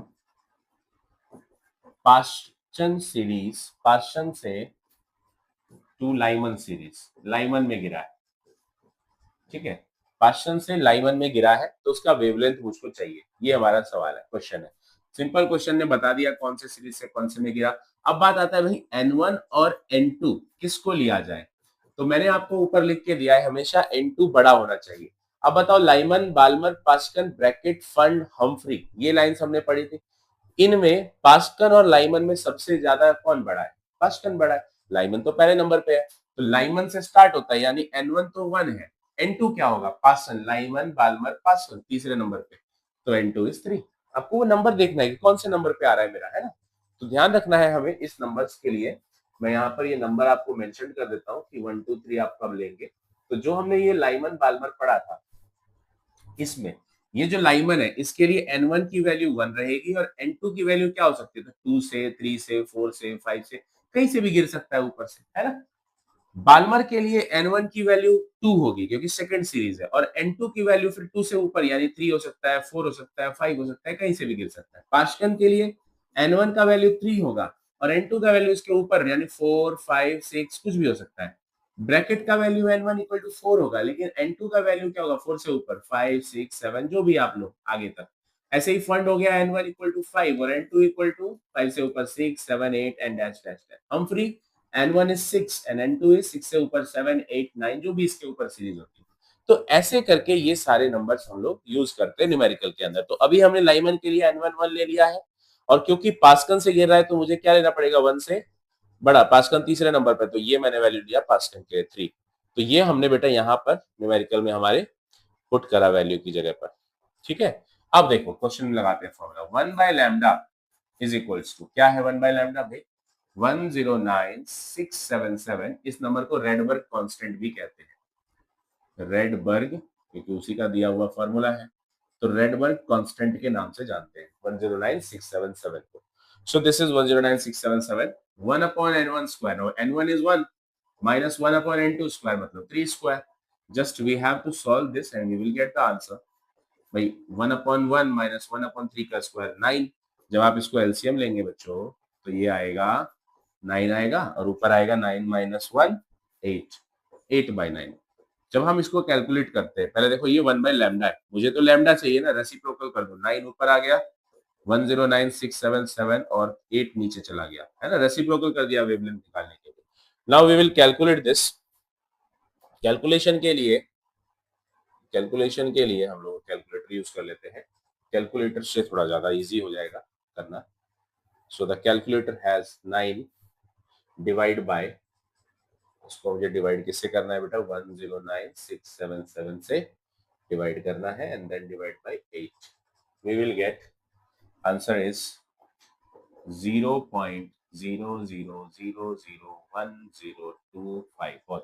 अब इसको साइंटिफिक नोटेशन बना लो, देखो 1 2 3 4 5, आप 5 डिजिट राइट की तरफ जा रहे हो, तो 5 डिजिट अगर उधर जाओगे तो आपका आंसर होगा 1.025 10 की पावर -5, क्योंकि राइट साइड जा रहे हैं तो माइनस, इतना पर सेंटीमीटर में आपका आंसर आ गया। सो इस तरीके से हम लोग बच्चों इस टाइप के क्वेश्चंस को सॉल्व करते हैं, ठीक है। तो एनसीईआरटी से ना एक बिल्कुल ऐसा ही हम लोग क्वेश्चन उठाते हैं, जैसे मैंने ये कराया, एक बार फटाफट इसको पहले नोट कर लेंगे आप वीडियो पॉज करके and then we will proceed. हम लोग एक क्वेश्चन सॉल्व करते हैं जो इसी पे बेस्ड है, एनसीईआरटी के अंदर बहुत से क्वेश्चंस मिल जाते हैं हम लोगों को इसके ऊपर, ठीक है। Calculate the wave number for the longest wavelength transition in Balmer series of atomic hydrogen. Longest, देखो ध्यान देना, कैलकुलेट द वेव नंबर, आपको क्या निकालना है बेटा, वेव नंबर मतलब न्यू बार निकालना है, लॉन्गेस्ट वेवलेंथ का क्वेश्चन नंबर मैं यहाँ पे पढ़ रहा हूँ 17 क्वेश्चन एनसीईआरटी बुक का, वेव नंबर निकालना है, लॉन्गेस्ट वेवलेंथ। अब देखो वेवलेंथ तो यार लॉन्गेस्ट कह रहा है, मतलब फ्रीक्वेंसी क्या होगी जरा ये मुझे बताओ।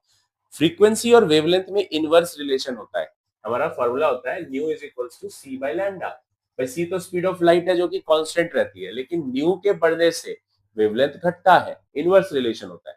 तो यानी कि जब इसने लॉन्गेस्ट वेवलेंथ बोला तो मेरे दिमाग में मुझे शॉर्टेस्ट फ्रीक्वेंसी सुनाई दिया, ठीक है, ध्यान से देखना मैं क्या कह रहा हूं। जब कोई लॉन्गेस्ट वेवलेंथ बोल रहा है मुझे सुनाई शॉर्टेस्ट फ्रीक्वेंसी दे रहा है। इन द बाल्मर सीरीज, भाई बाल्मर कौन सा है, लाइमन बाल्मर, बाल्मर जो होता है वो सेकंड होता है ना, नंबर 2 पे आता है। तो बाल्मर सीरीज के लिए N1 की वैल्यू उठा लो बेटा 2, लाइमन बाल्मर। N2 क्या उठाओ, तो कह रहा है शॉर्टेस्ट फ्रीक्वेंसी। अब ये बताना मुझे सेकंड सीरीज में, भाई बोर्स के हिसाब से there are infinite number of shells, अगर इंफिनिटी से गिरेगा तो ज्यादा फ्रीक्वेंसी रिलीज होगी, एनर्जी ज्यादा रिलीज होगी, मेरे को तो शॉर्टेस्ट फ्रीक्वेंसी चाहिए, मतलब शॉर्टेस्ट एनर्जी कहाँ गिरेगी, सेकंड में, थर्ड से गिरेगा तो शॉर्टेस्ट होगा ना, सेकंड के जस्ट ऊपर, तो लोएस्ट फ्रीक्वेंसी निकलेगी, शॉर्टेस्ट फ्रीक्वेंसी निकलेगी। अगर इन्फिनिटी से गिरता तो हाईएस्ट फ्रीक्वेंसी निकलती। तो अगर क्वेश्चन में हाईएस्ट फ्रीक्वेंसी कह रहा होता तो मैं इन्फिनिटी से गिराता, लेकिन अभी मेरे को N2 की वैल्यू को 3 लेना पड़ेगा। आपको ये क्वेश्चन सॉल्व करने के लिए आपको जो वैल्यू लेनी है बेटा N1 2 और N2 3 लेनी है ना। तो इसको आप यहाँ पे सॉल्व कर सकते हैं, N1 क्या लेना है 2 और N2 लेना है 3 एंड द फॉर्मूला वैल्यू आप क्या पुट करेंगे, wave number is equals to 109,677 1/n1 square minus 1/n2 square and then rest आप कर सकते हैं।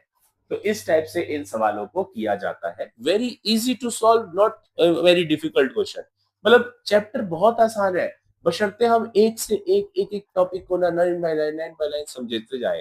तो फटाफट आप इसको नोट करिए, then we will proceed on the next topic, that is de Broglie wave. चलिए समझते हैं बेटा आप। Okay, the topic is de Broglie, topic is de Broglie. देखो डी ब्रॉगली हाइपोथेसिस या डी ब्रॉगली पोस्टुलेट, आप जो कह रहे हो उसको हाइपोथेसिस लिख देता हूं। हाइपोथेसिस इसलिए क्योंकि इसने कोई प्रूफ नहीं दिया, मतलब कोई एक्सपेरिमेंट करके नहीं निकाला अपने आंसर्स को, पहले से एग्जिस्टिंग जो लॉज थे ना, जैसे आइंस्टाइन का एक लॉ आया था E is equals to mc square, वहां से हेल्प लिया इसने, E equal to h nu दिया था इसने, प्लैंक्स ने वहां से हेल्प लिया इसने, और तब जाकर अपना लॉ निकाल के रख दिया। ये था डी ब्रॉगली। देखो डी ब्रॉगली का जो कहना है ये यूनिवर्सल सच्चाई है। डी ब्रॉगली क्या कहता है, इस दुनिया में जितनी चीजें हैं, जितने मैटर्स हैं, इन सबके पास ड्यूअल नेचर होता है। ड्यूअल नेचर, दोगला नेचर होता है, दो नेचर होता है, मुंह पे कुछ और पीठ पीछे कुछ और, करते हैं ना, इंसानों में भी होता है अक्सर। तो यही बात डी ब्रॉगली ने इलेक्ट्रॉन्स और यही बात डी ब्रॉगली ने मैक्रोस्कोपिक पार्टिकल दोनों के लिए कही। तो according to de Broglie in this universe each and every object has dual nature, double nature होता है। कोई भी मैटर जब हाई वेलोसिटी में मूव करने लग जाएगा तो वो अपना पार्टिकल नेचर खोने लगेगा और उसकी जगह वो वेव नेचर में कन्वर्ट होने लगेगा, मतलब एक वेवलेंथ एमिट करेगा। बेस्ट एग्जांपल आपको मैं एक देता हूं, मान के चलो आप ना गूगल पे जाकर सर्च करो फास्ट मूविंग कार या फास्ट मूविंग बुलेट। आप देखोगे कि एक बुलेट मूव कर रही है या एक कार मूव कर रही है तो उसके पीछे ना वेव दिखाई देंगे आपको। ये वेव क्या बता रहा है? ये वेव दिखाने के लिए है कि किसी फोटो में कि बहुत तेजी से चल रहा है। तो भाई कोई चीज जब तेज चलता है तो अपने पीछे वेव एमिट करते जाता है, इसी को हम लोग बोलते हैं डी ब्रॉगली वेव्स। तो देखिए, what is de Broglie? It states that every every matter in this universe have dual nature। Dual nature है, दैट इज कौन कौन से नेचर है बेटा? Particle nature as well as wave nature, as well as wave nature।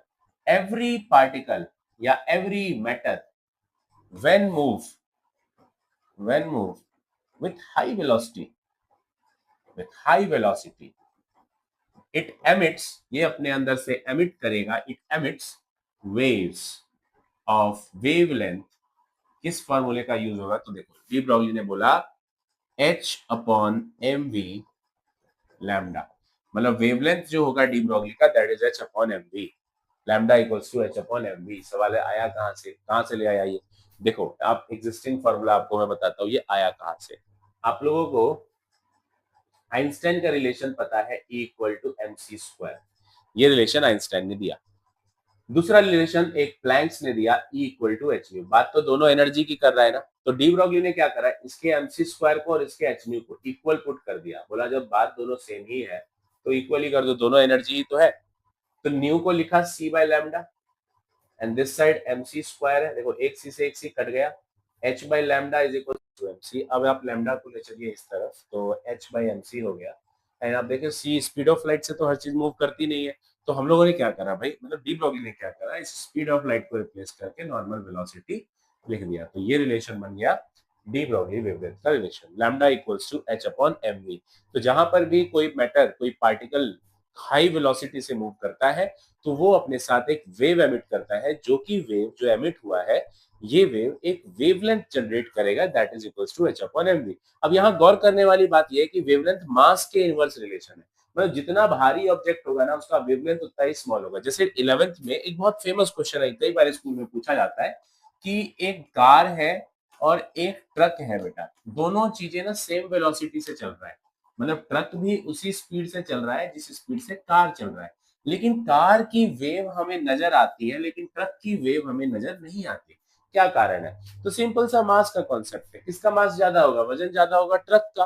तो हम लिखेंगे कि since mass of truck is more, mass of truck is more, so its wavelength so its wavelength will be less।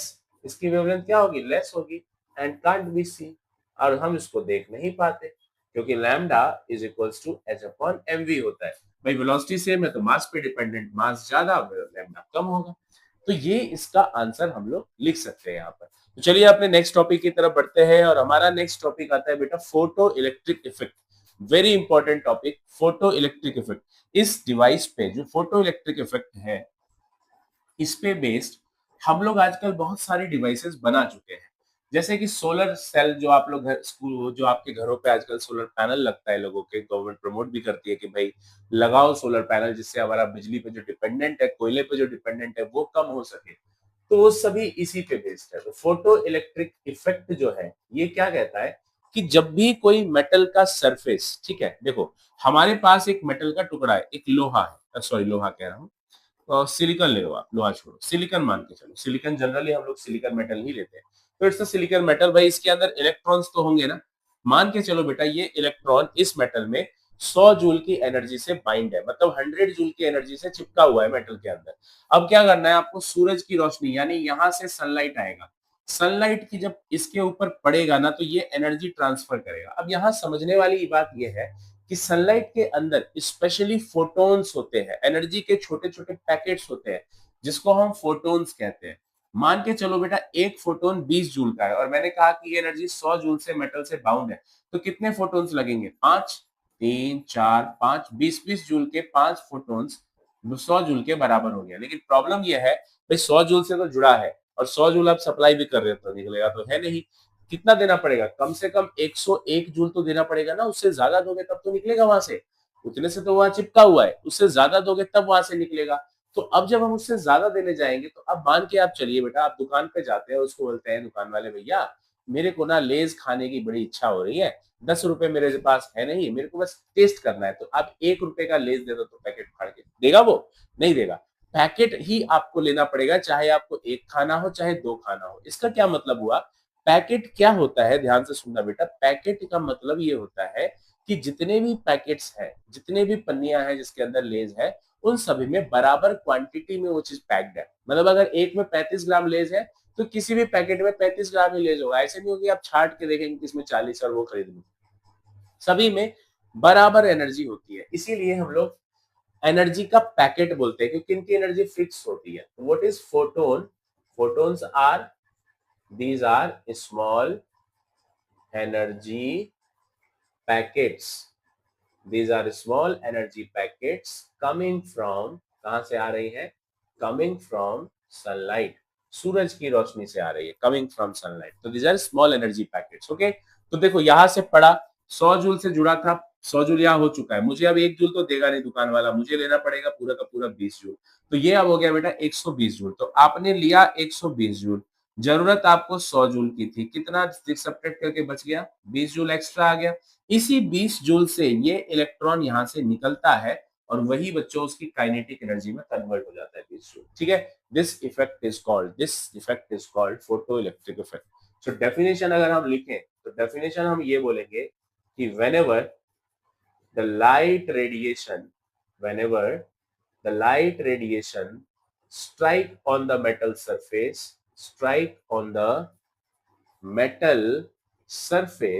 with energy greater than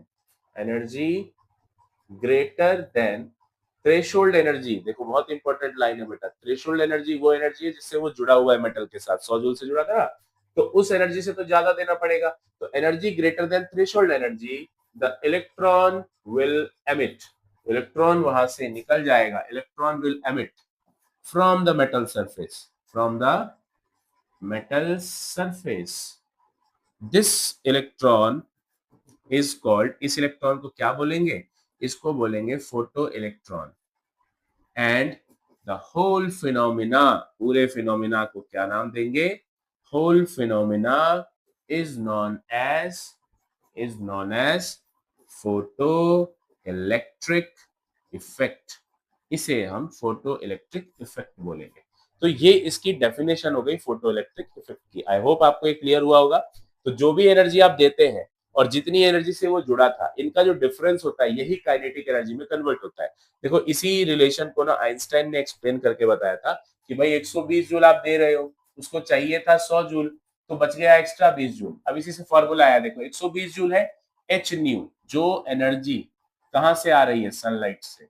तो energy from sunlight या photon से जो आ रही है। दूसरी जो ये 100 जूल है ना, माइनस, इसको बोला एच न्यू नॉट, इसी को बोला गया थ्रेशोल्ड एनर्जी। इस थ्रेशोल्ड एनर्जी का एक और नाम है, इसको हम वर्क फंक्शन भी बोलते हैं, इसको वर्क फंक्शन भी बोलते हैं, इसका सिंबल फाई होता है। तो बेसिकली आप इसको फाई से भी रिप्लेस कर सकते हो।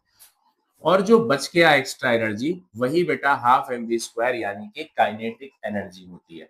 तो काइनेटिक एनर्जी में कन्वर्ट हो जाता है। तो ये जो फॉर्मूला आया, ये फॉर्मूला दिया था आइंस्टाइन ने, इसीलिए हम इसको आइंस्टाइन कंपैरिजन या आइंस्टाइन इक्वेशन भी कहते हैं। Einstein equation of photo electric effect, photo electric effect का आइंस्टाइन इक्वेशन। ठीक है, very important and most important even I से। ये आपका 11th के लिए केमिस्ट्री में टॉपिक है, 12th में आप इसी टॉपिक को फिजिक्स में भी पढ़ोगे बच्चे। फॉर्मूला कहीं नहीं बदलता, तो जो यहाँ पढ़ रहे हो यही चीज वहां भी काम आएगी। तो ध्यान रखना है, जो एनर्जी आपने सप्लाई की और जो एनर्जी चाहिए थी, उसके बीच का जो डिफरेंस था वही उसकी काइनेटिक एनर्जी में कन्वर्ट हो जाता है।